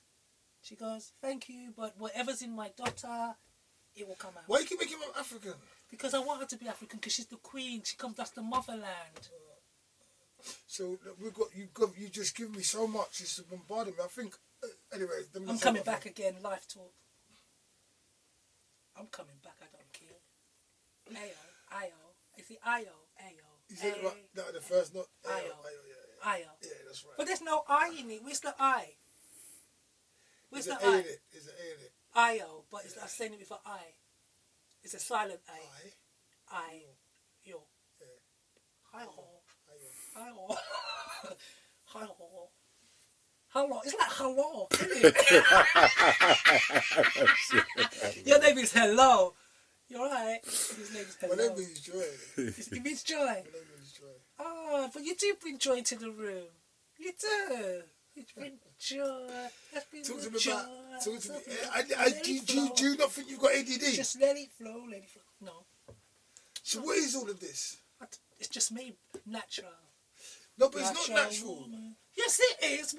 What? I didn't take a pill or anything for me to be like this. No, but that's what I'm saying. Like, even me, I'm hyper, isn't it? Yeah. In the best of situations, people that know me for years, dare I say like me? If they like me, I dare to say it. Yeah. I dare to say that. But then also know that I'm a bundle of energy all the time.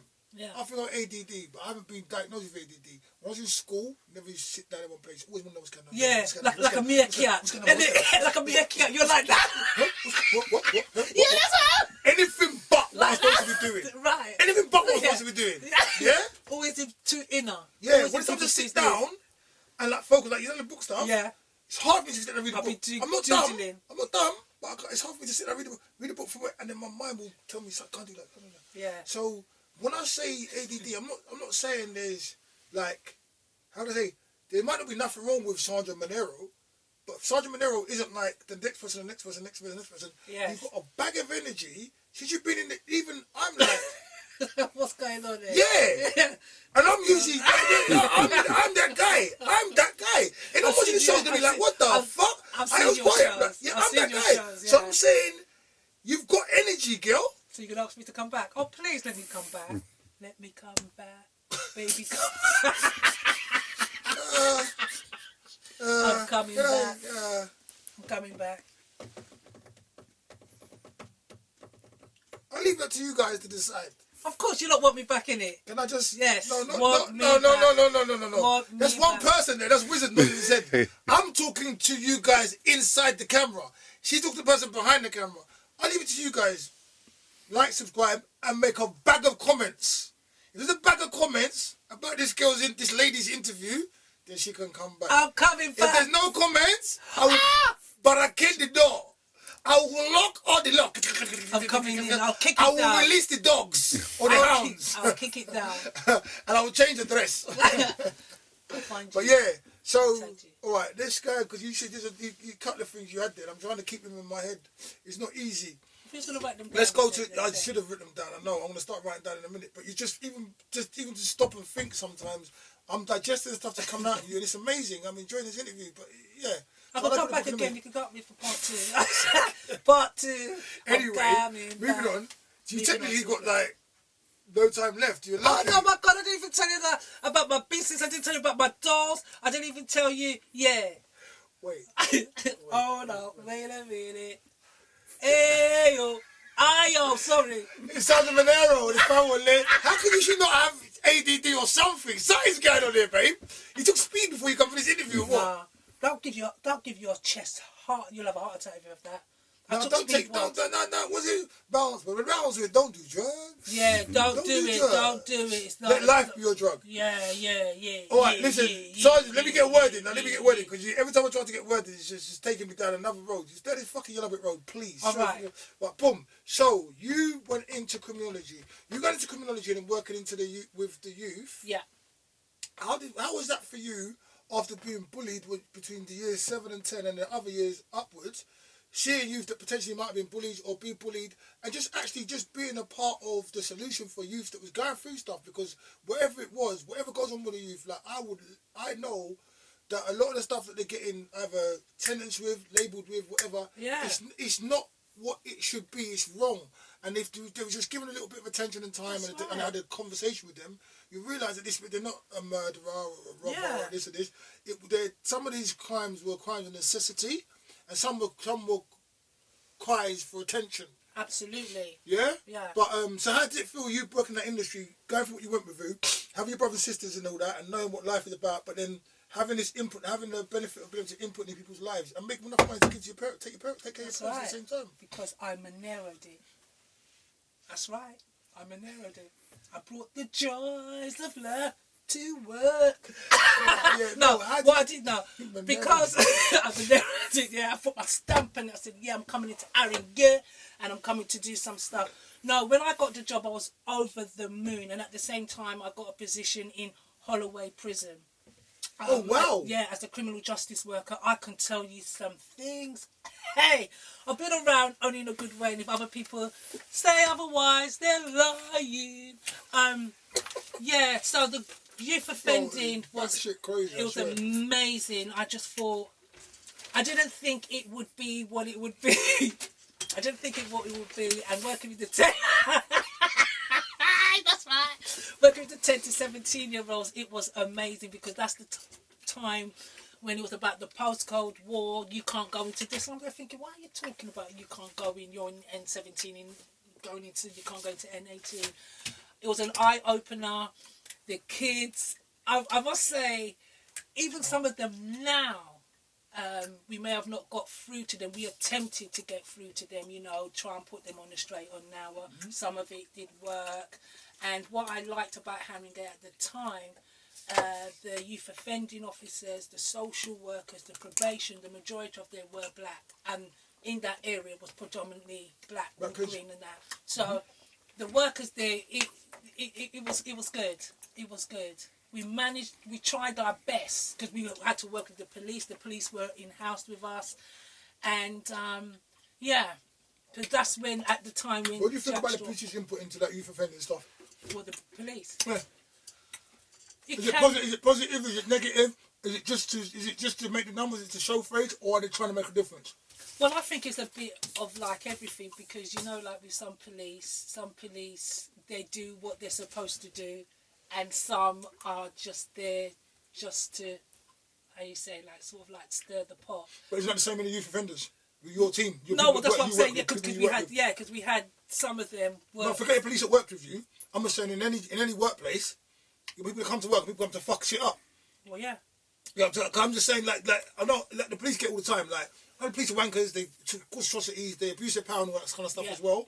But what happens across the board. We're human. They're human beings. So there's shit ones there. There's bad apples and barrels. There's bad apples in every fucking industry.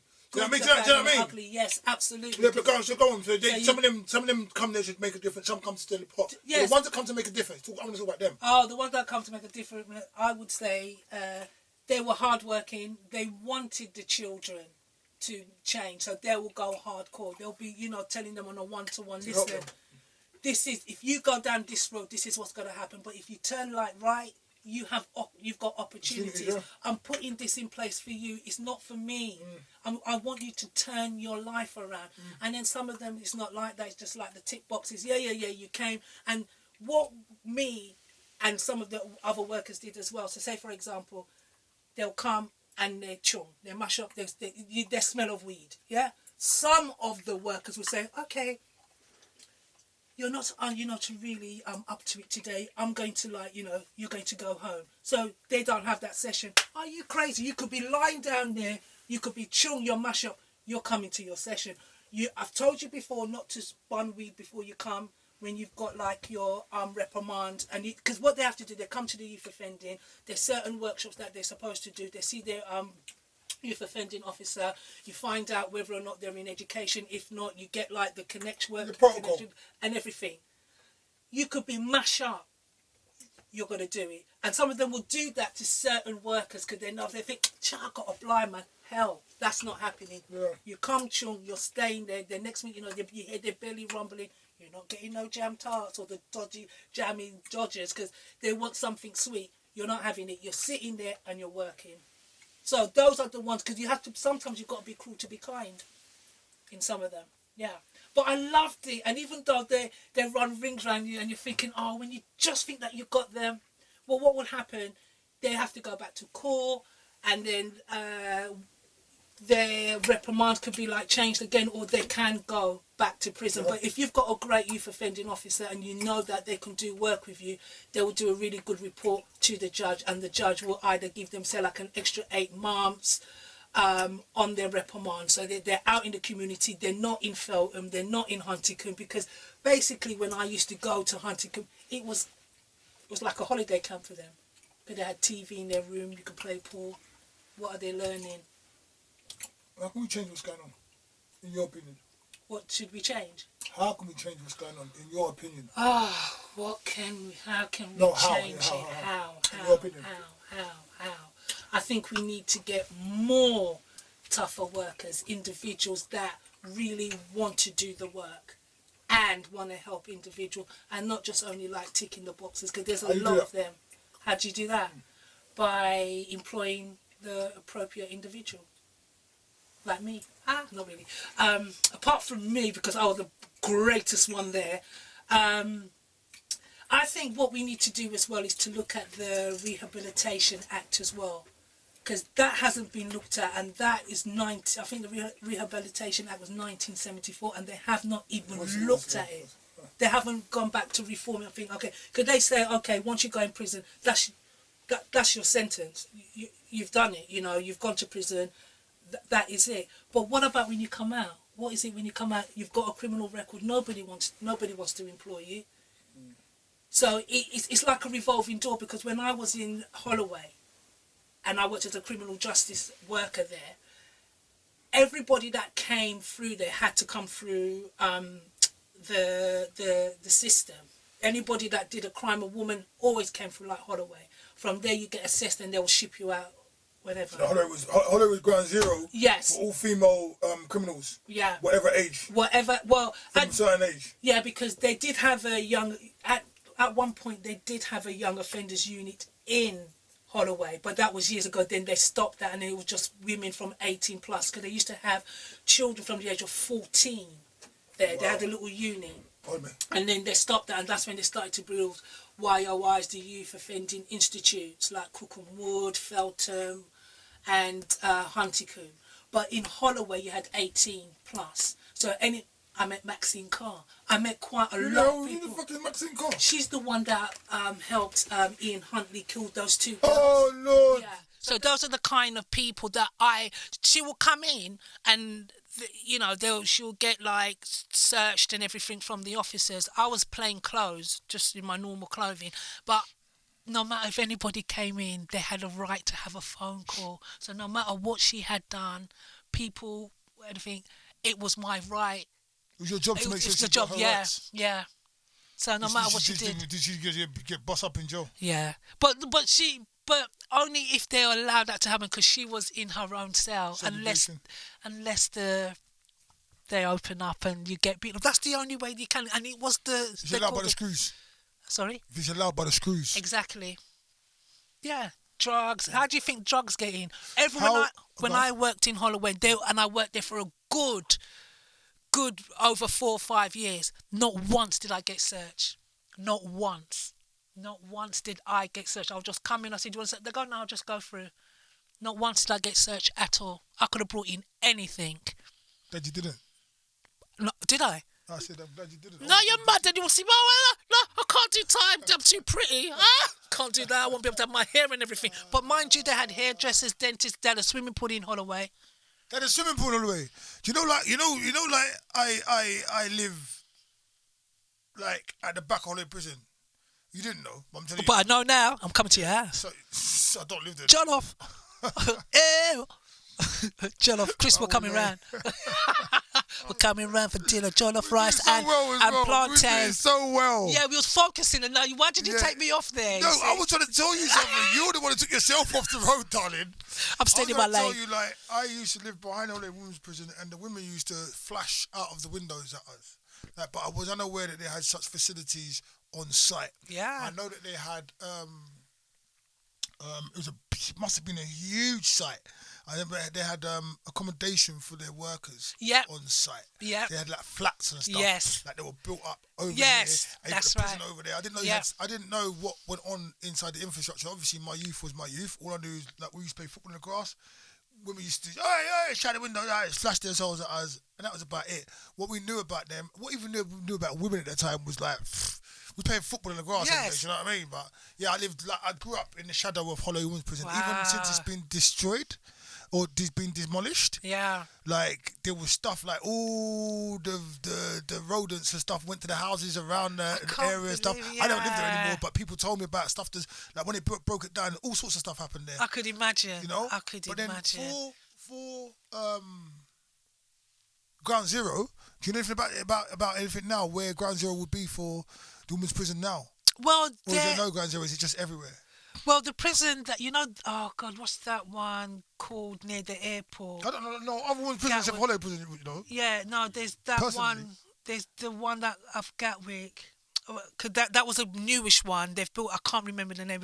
Cookham Wood is. Cookham Wood. Cookham Wood. Oh. Just the way I pronounce things. Cookham. Caribbean. Underwood. Yeah, Cookham Wood. Myra Hindley. Have you heard of Myra Hindley? Over the moors. That's the moor. Yeah, she was in there. I saw her. Yeah, I saw her. These people, how do you feel when you see the kind of people? Oh my God! No, at first you think, oh my God, I can't believe. The first time when I went into Holloway, it's like, wow, oh my God, I'm in Holloway. I was all like touching it, but then you just get used to it because I have the keys. And... No. When you see people like that, you said earlier, yeah. When you see a guy, he's got a nice nostril. I don't know where the fuck that came from though. Because he goes, yeah, he might have a nice nostril. I just like that. Yeah, nostril. Yeah, I love it. Oh my God, look at that girl. Yeah, he might. Yeah, he might be nice. Yeah. You can imagine things. what I'm saying, like when you, because what is the difference is, yeah, when you're looking or you're talking to someone who's committed atrocities that Mara Hindley was sent to jail for, and like, a lot of these people, we only know what they got caught for. We don't know half the shit they did. Do you know what I mean? So a lot of people out there that never get caught for stuff. Or some people get caught for one thing, but they've done a million things. You know exactly, and they get caught. Yeah, and they get caught for one. When you look into the eyes of someone like that, if you're in the prison, you're meeting that's just one. That's like a famous one that people know about. But there'll be killers and murderers in there that you're talking to. Did you not get any of that energy from them when you talk to them? Like, was you not scared? Was you not like? Hold on a minute. Oh, I don't want to talk to that person. Did you never have any of that? You know, like you said, if you're shaking someone's hand or talking to someone, you feel that kind of. They're detached from the world. They're detached from life. Like they're actually crazy. Or you feel the the cantankerousness in them, or you feel that danger where they could still literally snatch the life out of you. Absolutely, because they can just twist me up and stuff. But yeah, what? But did you ever feel like that any time? No, because the reason at the first time, no, because I didn't read their file. You say like if you came in as a woman, yeah, but say hi. Even that though, like I'm saying, I'm not trying to answer another question on top of that. But you didn't read their file. Like, I know murderers, innit? Not proud of it, but I know murderers. But when you look in their fucking eyes... Some of them you can. You know, innit? Some of them... There's bad man, there's bad girl. And you can they'll see come in the room. It doesn't matter with their murder. They'll come in. They can let them come in one room right now. They'll stop the fucking room, cuz. Yes. And you say the wrong thing. They don't even say nothing to you. Yeah. They'll just look on you. Yes. And you know what time it is. That alone, you just shit, but You know what time it is. Yeah. You get me? I built a whole house with the bricks that I shot. No, absolutely.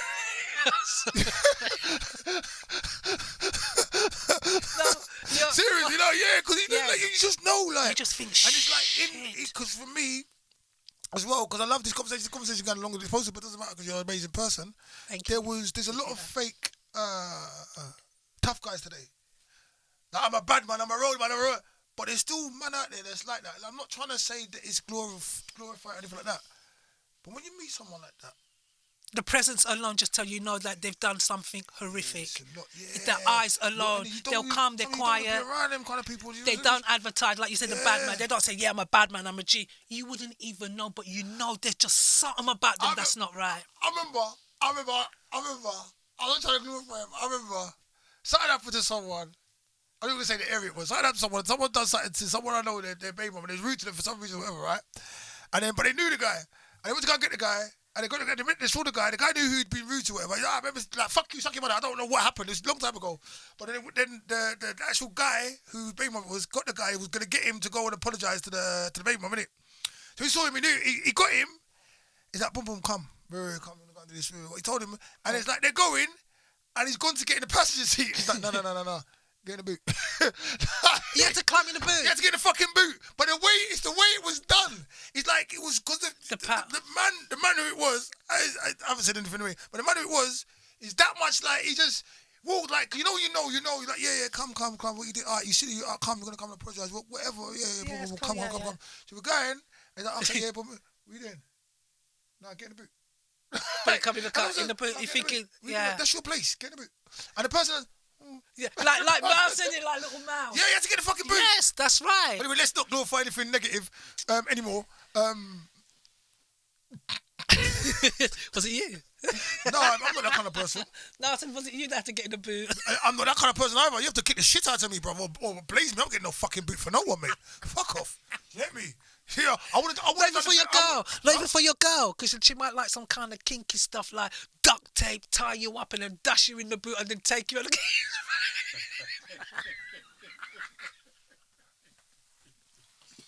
Sorry. Yeah, but I said when you get your girlfriend, she might like things. She might want to do. Who the fuck is gonna tie me up? That's wrong play. Wrong play. I don't need no role play. I don't know. I've played in my whole entire life. I want a nice, homely, right lady. I want a halal woman. Oh, you know what I mean? That's what I want. Yeah, that's what I want. Yeah. I'm Chris good. Is laughing. Yeah, it's a truth. That's what I want. I know myself now. Oh, Mary. What's that? That Buddha? That's Buddha. Do you do Buddha? No. Okay.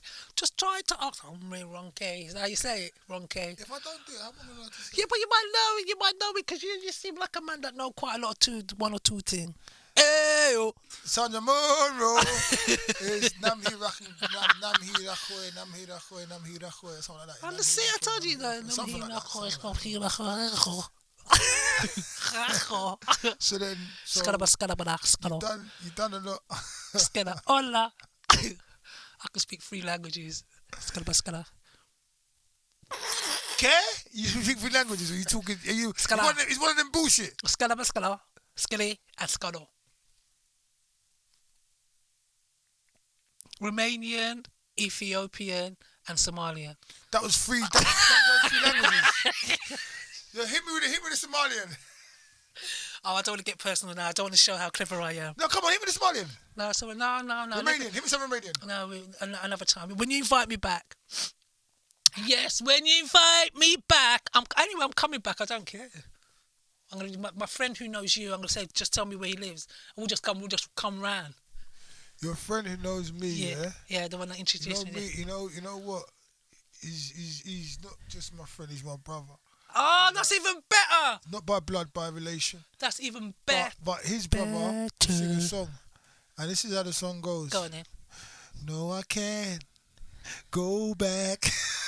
No, I can't. Yes, you can. Go back. It's a house you track. can. You know the track? That's yes, a track you ain't coming back. I am. Sure.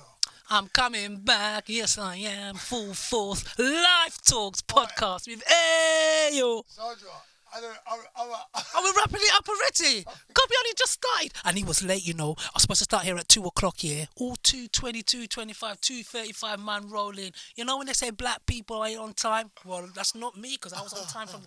Watch him. When I called him, Chris, let me give you a joke here. When I called him, right? Because I'm a sort of person I like to get here early. You know, just to know my surroundings. 45 fucking minutes early, man. 1:20 goes... This is it. It's 1:20. This is me. Yeah, I know. I just like to know where the area is. All getting excited because you know he was going to be late, and black people. What time did he roll up? 2:20. I don't got 2:20, right? Yeah, it did. Okay. Was it 2:20? 2:19. 2:19. When I phoned you when I was downstairs, was it 2:20? 2:19. All right, please, can I have the camera, please? Yeah. Show him. Show him. How the hell does she know how to answer the phone if I was on the phone? Because... How does she know how to answer the phone? Because you called me. No, but how the hell do you... This is what you just did. You goes, answer the phone. Oh, it's 20... It's only 2:02. You're early. No, that was the second one when you called me to look for where I was and I was here already. The first time when I called you. You can't do it again. Yeah. When I called you, remember it was 1:20. You go, it's only 1:20. I know it's 2 o'clock start, but that's when we go wrong with black people. And what time did he come? 2:19. See? And I was early. Got here early every day, on time. I'm always on time. Always on time. Do you like my hair? No. He does, you know. I know. Just jealous. No. He can't put No. He can't put his in one. That's not even all your hair. Yeah. It's not all, but I've got hair. Darling, I have to take it out and show you hair, you know. Oh, darling, I have to show you my hair. Natural. Take it out then. No. Take it out, you're a bad girl. Take it out. But that's the thing. I'm not a bad girl. I'm not a bad girl. Not a bad girl. Not a bad girl. I'm a good one. Sandra, Monero. Oh, we're coming now. Okay, quick then. Yeah, quick? What? No, not quick. I could be here all day. You've got 3 minutes left. Okay, what do you want to know about acting? What? You what? No. Let's start. Let's be sensible about it. Okay. I don't know if I finished with the whole youth offending thing with you and talking about the prisons and stuff, because you do digress, but it's fine. No, it's fun. It's fun digressing. What do you think about the state of the youth today? And that's what I wanted to say to you. Actually, you spoke about the act in 1974, the Rehabilitation Act. Yeah. What do you think could be done to help the Rehabilitation Act? Like, and how do you think? Because we know that it's business to send people to prison. It is business. It's not business. It's like it's business to make people sick. Mm-hmm. Like, I mean, we are now a hell of a lot more aware of these things than we were when we were younger. The curtain isn't that. They haven't been able to pull the curtain all the way down. People know stuff, but they're still doing what they're doing. Yep. Now they've done about certain things. So if you fall foul of this system as a young person, you literally, your life will get fucked up. They'll fuck up your life. You don't want to get into the system. Yeah, I don't even know if there's a question anywhere on the horizon right now. It's just because I went through that whole thing when I was young. Thank God, I never went to jail. Good. But I went caught many, many times, and I had many, like court reports or police reports or whatever they're called, like social work, like they done reports on me, and I had to go and sit down with someone, tell them what I wanted out of life and why I wanted it and where I was at life, and whether they're going to give me a caution or send me on community service or send me here. And when you're a kid and you're bouncing through that, you don't realise how much gravitas that actually has on your life. Because, and a lot of these children now, like, I feel like we've got a lot soapboxy today, but it is what it is. A lot of these children now haven't even got the comprehension of how much the one move or the one thing is just gonna like send them down a road that is just where they won't be able to get off of that road. It's gonna be hard to get off of that road, because even when they do come out of jail for the crime they committed, they might get a 5 or a 10 and do a 2.5 or do a 5, or they might get a 4 and do a 2. Cool, you done the time, not that you could do the time. The time's fucked up as it is, because people are killing themselves in jail, spicing it out, doing all sorts of fuckery in jail. Heard they started doing this homosexuality stuff in jail as well now. Right. Like more, I know it was going in America before, but now hey, it's coming. Oh, it's over here now. Yeah. It never used to be like that when we was younger. I swear to God, I ain't never been to jail, but I know it never used to be like that. The 1s and 2s might get their batty rooted out, but it wasn't like how it is now. Man is actually saying like, yeah, they'll fuck this man, they'll fuck that. It's bad. It's bad. I'm hearing it, and I'm not even nice to do with that world. And I'm hearing it out on the road. So you might go in for a little armed robbery, or you lick someone down, you stab someone, whatever. But when you come out, who's singing? Is that you? Yes. Like it's getting naughty texts. Look at you, no. It's a prayer. Oh, Allah, yeah. Oh, okay. Do you have to pray now? You allow me, Allahu Akbar. Shall we pray? Shall we pray now? It's prayer time. Time, yeah. Where was I, wizard? You don't know. You need to stay with me, man. Please. I need your help. The magic. Yeah, so you're coming out of jail. You could do the 2 years. You might do the time. You might have money stuffed on your mattress and stuff. But you're not coming out of jail with maybe you've been sexually abused. Maybe you're coming out of a mental issue because of the spice you smoked. Yeah. Maybe you're coming out of a mental issue because of that having that door slamming every day, and you're smelling the next man's shit, or listening to them wank with mayonnaise from the fucking, like I heard that on the radio the other day. I don't really know that happens, but that's what they like, say. Masturbating, like, and you can hear all that. So then you come out and you can't get a job because of your criminal record. You can't go to a country because of your criminal record. You can't do this because of your criminal record. My thing is, the point of exactly what I'm saying right now is, young people, take stock of what you're doing right now. Absolutely. It's not really that important for you to fight for your block, for you to have the best trainers, for you to make sure the other person knows that they shouldn't violate you or whatever.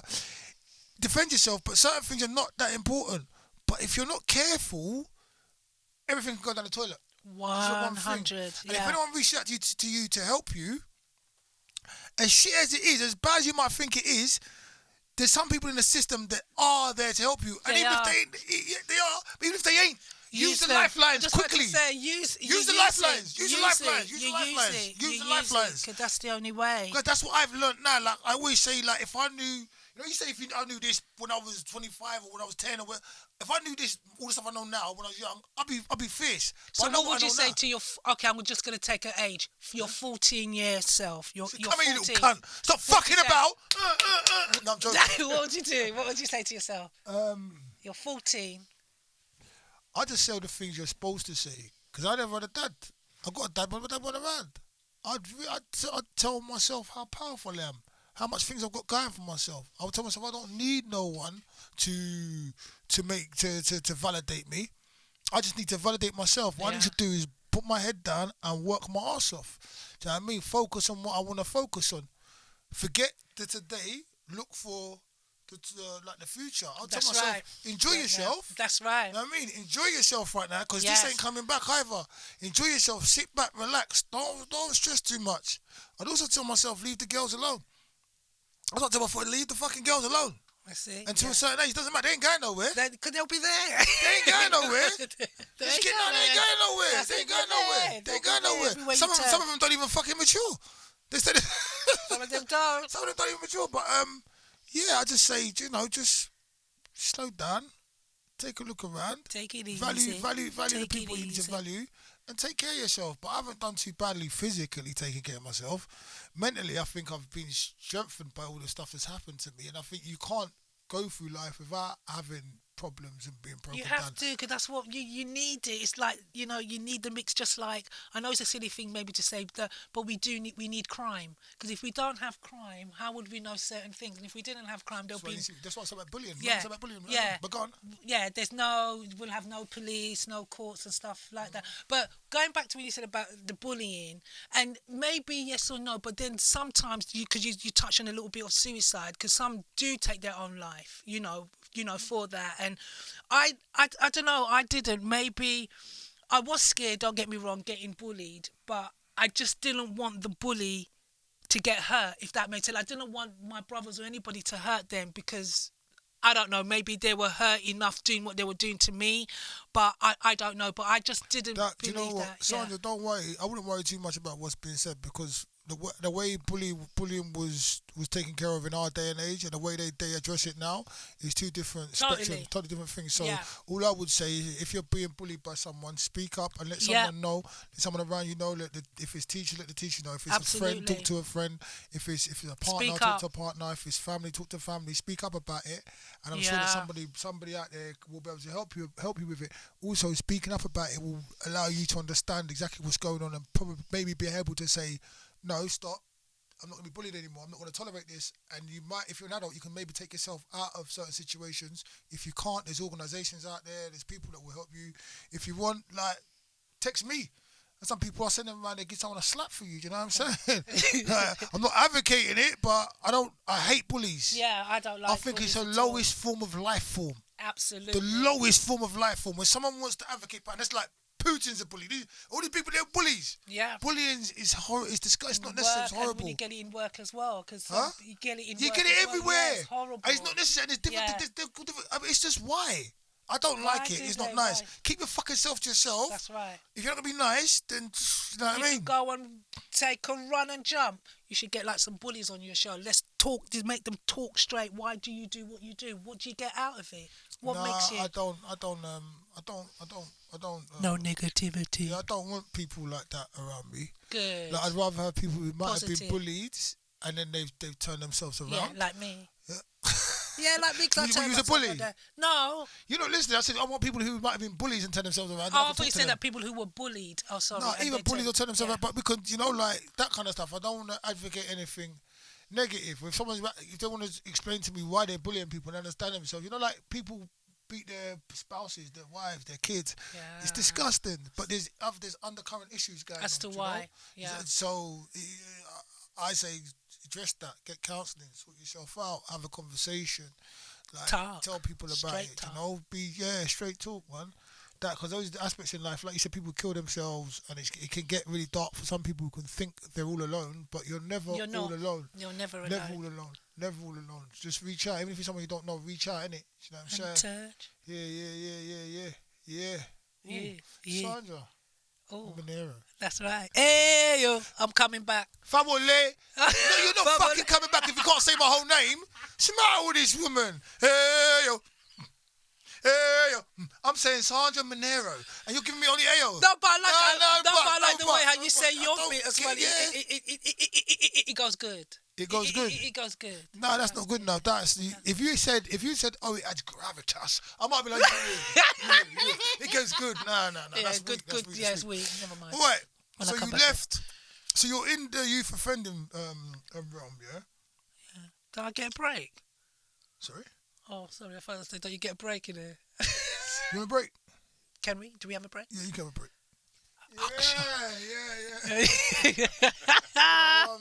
Yeah. Nice. Talk to me about your acting career, because the person that we both know mutually did say to me, and I'm eating white chocolate. I don't think there's nothing wrong with white, black. Wow, the wizard came for some chocolate. He's got now that's some get on camera. Chocolate. I didn't even know he's going. He's off for this shit as well. She's not allowed to eat white chocolate. Big brother won't let her. Yeah. Brother said no.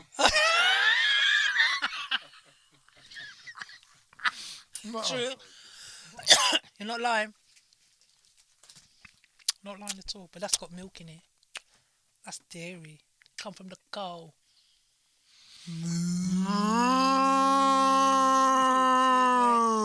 Moo and It's Fawole. utterly delicious. Is it delicious? No, it's why I don't drink milk. What are you, vegan? Have you always been vegan? Or? No, I've always been a vegetarian because I just didn't like meat. Meat just didn't agree with me always. You From straight? the time, from the time I was like little. No, are you straight? What does that mean, straight? Am I straight? Are you Going straight down the sexually? line. Are you straight bisexually or homosexual? No, homo. You're homo. Yeah, Okay. only straight. One down the line. Just don't know no other things or just Oh, you said no homo. yeah. Obviously, no, I'm homo. Oh no, I'm not. Oh, like I'm not gay. Yeah. Yeah, well, I'm not gay. I'm not a lesbian or transgender or pansexual. They've got Right. all these. No, I'm just saying. I'm not none of those. People, I'm let just- people, Each to leave their them alone. own. Let them be what they want to be. Yeah. Let everyone be who they want to Yeah, be. absolutely. See, my No thing is, if you judging leave there. me the fuck alone, I can leave you the fuck alone. Yeah, but even though some people leave me alone, I can still trouble them. It doesn't matter just because they don't trouble Why? me. Well, I don't. When I just say the word trouble, but Yeah, it's not really because you was trouble. put into the youth, so you don't want to say trouble. You want to trouble people for? I just say that, like, in other words, just too inner. I just make people's business sometimes my business, and it's got like nothing to do with me. But it's good intentions, though. It's all good intentions. But I just get myself involved in other people's business. But it's all for the good, though. Do you think that's a female trait or just a Sergeant Monero trait? Like, I think that could be anything, but I just put Monero it. You like that, innit? Monero it. No, you like it. That's it.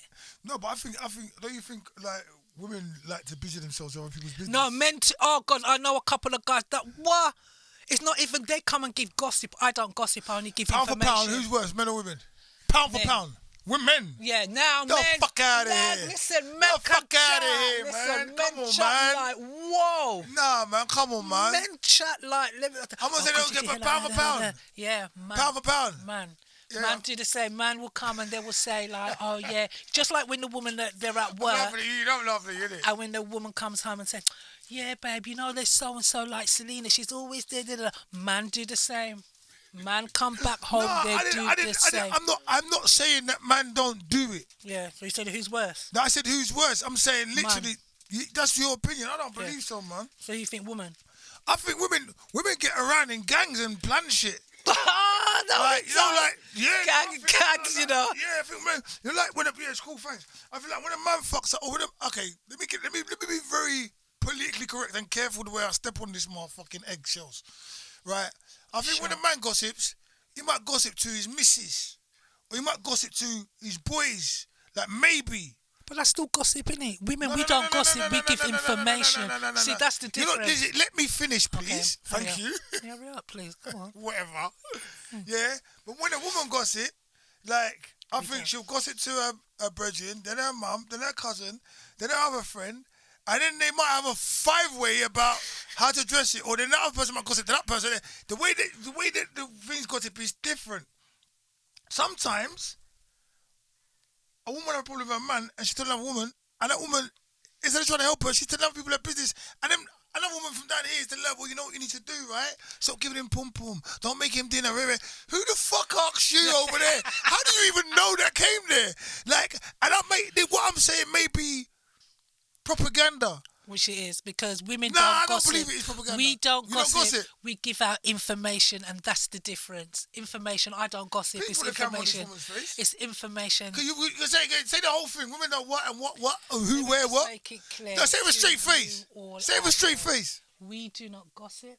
We as women, we give out information. So Bullshit. don't gossip. Oh, sorry. Information that we give out. Man gossip. Bullshit. Again, oh my God, sorry. Yeah, I keep I know. sneezing. Bless you, Serious. but it's I'm allergic to that definitely- stuff, yeah, man. But definitely, women. No, we don't bless you. gossip. Information, we give it out. We give out. It's Bullshit. information. Listen, stop, Yes. man. Oh, It's got a really bad cold. no, I'm just allergic to that stuff. Oh, is it what gossip? Oh, bullshit. See, that's no information.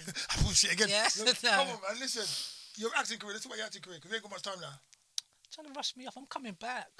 You're wasting your time talking about what you're Yeah. talking about what happened in your life. What do you want to know? I want to know, when did you become an actress? Well, from last year, I fell into this kind of thing. Have you heard of, is it Chunks? I'm saying the name wrong. You know the Somalian guy? Christian, yeah. Can you explain? Chunks. Chunks. Well, what is he? Is he a comedian? Well, he does pranks. Well, him and some other group of people. It's called like the Wall of Comedy Productions, whatever. I got approached by them, and they were in the wing stop shop selling chicken. You know, doing chicken because they were doing him pranks. So people were going. Which one? The one in West End? Yeah, it was down Tottenham Court Road. Was you there? I used to work there. Oh, really? Not in wing shop. I used to work at was it Cross Road, aka it was like I worked with the theatres, but I literally. Okay, yeah. I used to all around the Entertainment Circus. Yes. So we All the went. time. Yeah. So I went. So Shit food though. the whole.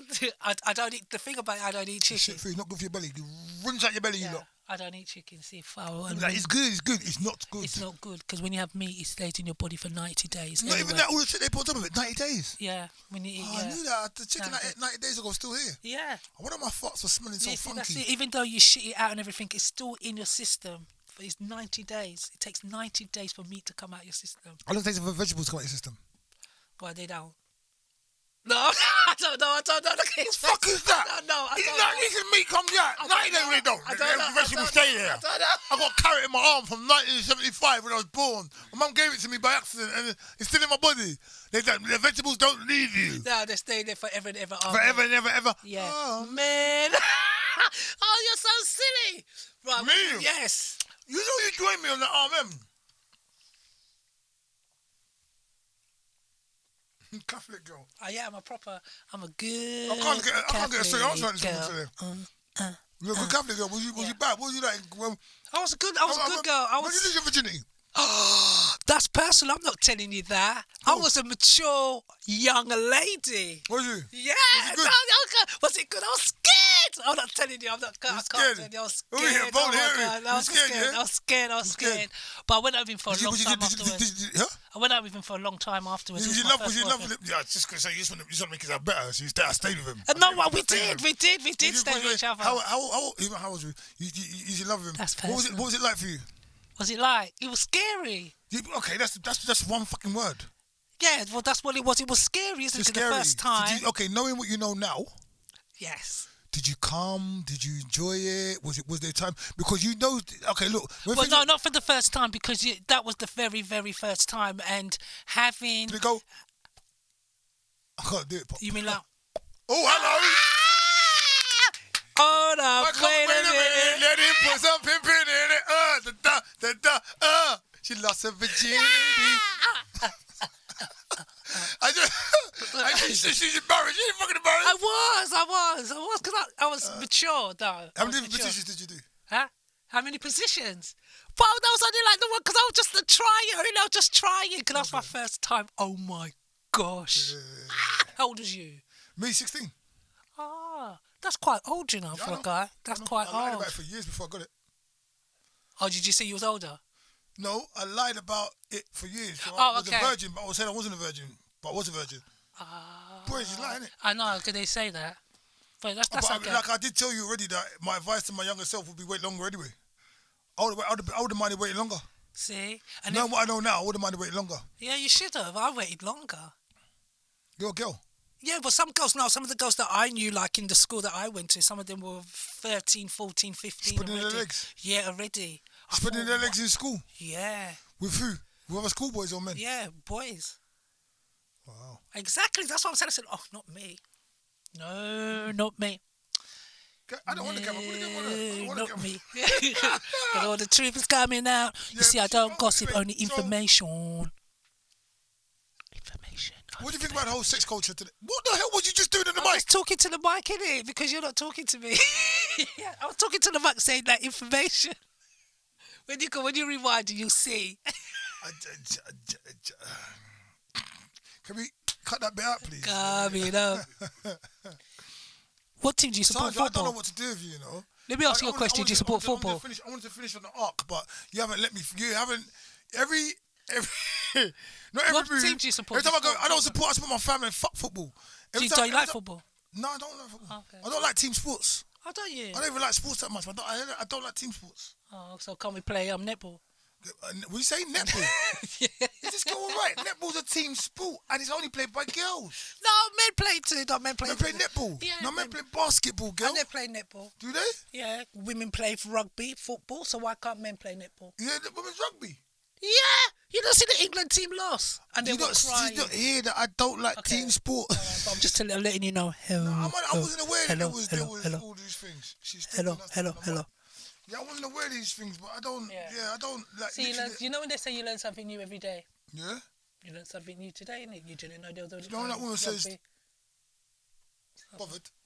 Ah, Catherine Tate. Do you like her? Do I like her? I don't even know her. She's funny. I think she's alright. She was alright when she done a thing. I prefer little Miss Jocelyn. Oh God, yeah, they're coming back. The three non-blondes. They're coming back. They're coming back. I don't know. They're coming back. They're coming back. I don't know. Little Miss Jocelyn. There's, I think Tamara.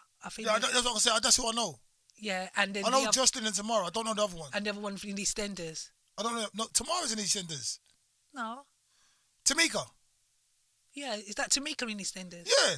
So what's the other one then? I don't fucking know. I thought her name was Tamara. There's two of them. So I suppose Tamika. Do you know what? I'm mashing up people now. Yeah. It's Jocelyn and Tamika. I'm sure it's Tamika. If it's Tamara, maybe I'm fucking up. And the wicked one thing in is, EastEnders. the dark skin. Yeah. Is she Tamara or Tamika?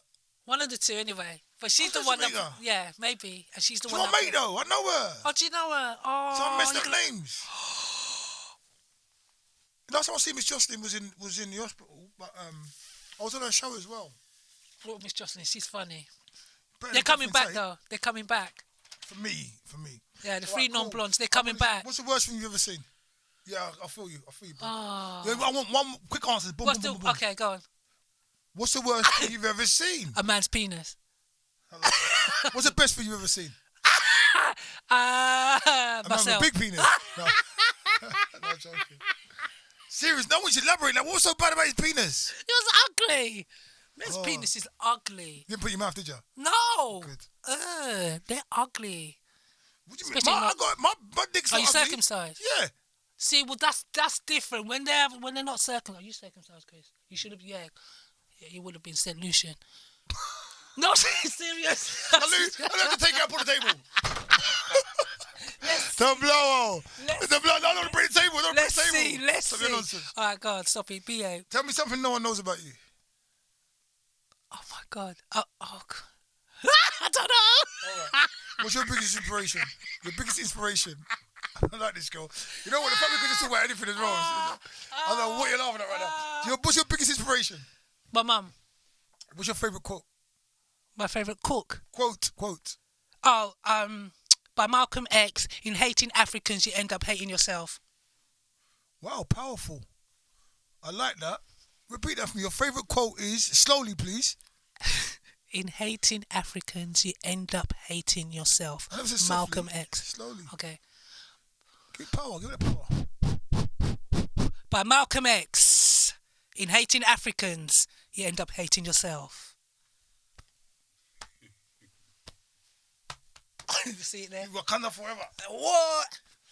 Oh, did you say you was going to take me to watch Woman King? Oh, it's all right. Go on. Oh, did you say you was going to take me to watch Woman King? It's all right. Woman King, what's that? Is that out? Yeah. You could take me. No, I think you should take me. Look at this. First date, who pays? Oh, you know what's his name did say? Whoever asked for the first date should pay. Who? 50 Cent said that. He's not the only one who says that. I know, but I'm just saying that he said that. And if you're saying that as well, but you asked me, so you need to take me. Young black lady, when did you even ask you to take me anywhere? No, I just said Woman King, and you go, all right, then, Sandra, I'll take you. Oh, my God, rewind, Chris. Even Chris said that. And delete that shit. Yeah, but you see that. Rewind and delete it. No one will ever see that. You see that? Because if anyone ever sees that, me and you are no longer friends, okay? It's all right, it's on there. What the fuck is that? My phone. What's it doing in there? Evidence.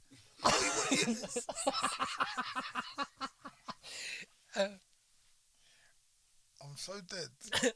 If you were a colour, what colour would you be and why? What colour? Black. What colour would I be? I'd be black. You're not black. You're brown. Yeah, but I like to be black. But if you were a colour, if you were not a human and you were just a colour, what colour would you be? Black. And why? Why? So I could shadow over everything, make everything dark. No light. No, I like blue because blue is my colour. Blue is the colour. Blue, yeah, blue. I love blue. Blue's the colour of what? Blue is just blue. It's the colour of the sky. What's your first love? Who was my first love? Who? What? My daddy. What's your first heartbreak? My brother. Advice to your younger self? Oh my God, Sandra, you just go there and be yourself. Shake it like you want to shake it, girl. If you died tomorrow, would you be content? I'll have to be in it because I'm dead. What's your greatest achievement? Me drive fast. Come on now, what's your greatest Me achievement? passing my driving test. Your favourite film? Oh, it's got to be The Colour Purple. TV show, wow, good film. TV show. I haven't got a TV show. Favourite food? It's got to be tofu. Huh? Tofu. What's your favourite hobby? Acting now. I'm really going into it. No, I love acting. Pet hates? Oh, no, I love pet. Oh, I love pets. Oh, cats. But no. I'm so dead. Don't you like animals? Listen. Oh, he's talking about pet. I don't No, like listen. Oh my What God, is your Sergeant Monero. pet hates? What does that mean? Like an animal? You Okay, hate? no, what it means is like, okay, one of my pet hates, is people coughing and not, covering their mouth. Some people leave the toilet seat up. Some people is this, some people is that. Oh, when they But it's clap their mouth. Not how you hate pats. Oh, sorry, I thought you meant when you hate pets. You see, when you've got like dyslexia, you've got to say it properly. Got to give me examples. But you're not reading it. Yeah, but it's even when you're telling me, it doesn't register here. So you've got verbal as well. Verbal, you know what I mean, numbers as well. I mixed the 6 and the 9 together.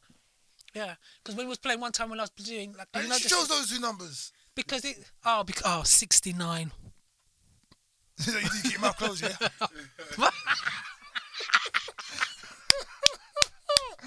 If you had one wish, what would it be? He's like, what's going on, babe? Nothing's happening. Just eat it. But you never heard about my pet hate. What was my pet hate then? People eating with their mouth open. No, it was making that noise. But some people have with their mouth closed. Would the people just without eating or just make noise without eating? Or when they do a drink. Yeah, but eating with your mouth, noisy eating. Yeah, noisy eating, drinking. Au contraire, I did hear what you said. I was listening. Just making sure. You didn't hear that I heard. No. I heard. Someone wasn't listening, but I heard clearly what she said. She goes so fast. She doesn't know when I'm hearing what she's saying. Fucking over, what a fucking rosary. You're funny, you are. If you had one wish, what would it be? Oh, God, only one. Car free. Afterlife, do you believe in it? You lost your wish, mate. You lost your wish. Afterlife, do you believe in it? Oh, I'm not sure. I think so. I think they're going to come back. I'll come back. I want to come back as a tree. I've got 2 more questions. I think that's then we're going to wrap it up. I don't need you to ask me a question. You've asked me enough questions. Which has been refreshing, actually. You have been. It's been good. So you want to be back? You're going to be back. How would you describe yourself? Just Sandra. No Monero. Fucking hell. No stamp on that then, I suppose. I'm just Sandra. I thought you was going to... No, fuck it. Call yourself Tracy, darling. I thought you was going to do that, but I was leaving that for you. Cheers. Joy. I just describe myself. Joy. Joyful. And I thought you were taking a piss, you know. Yeah, I thought you were taking a piss because my name means joy. I thought you were taking a piss. If you were an animal, what animal would you be? It would be like Yorkshire Terrier. I can see it. I can see it. Sergeant Monero. Are we going? Are we finished? Are we finished? Oh. It's been emotional. Oh, yes, it's been fun. It's been fabulous. It's been exciting. I think I've learned. I know a lot more about you than I did before we started talking. As in, I know you was bullied when you was young. You went to 2 Catholic schools. You got a nice family unit. Your mum and dad played a very pivotal role in your life. You got a nice infrastructure of family. You got a good heart. You're outgoing. You worked in the penal system. You're an actor right now. You like to help people. Yeah. And you don't follow the Yellow Brick Road. No, I don't. See, I'll never get home. Lovely to meet you, son. It's the pleasure's all mine. Wow. Thank you. Wow. Wow. Yeah. It's Live Talks. Ayo Fawole. Sergeant Monero. What? Yeah. Nothing to me. Love you, bro. Sis, you at home.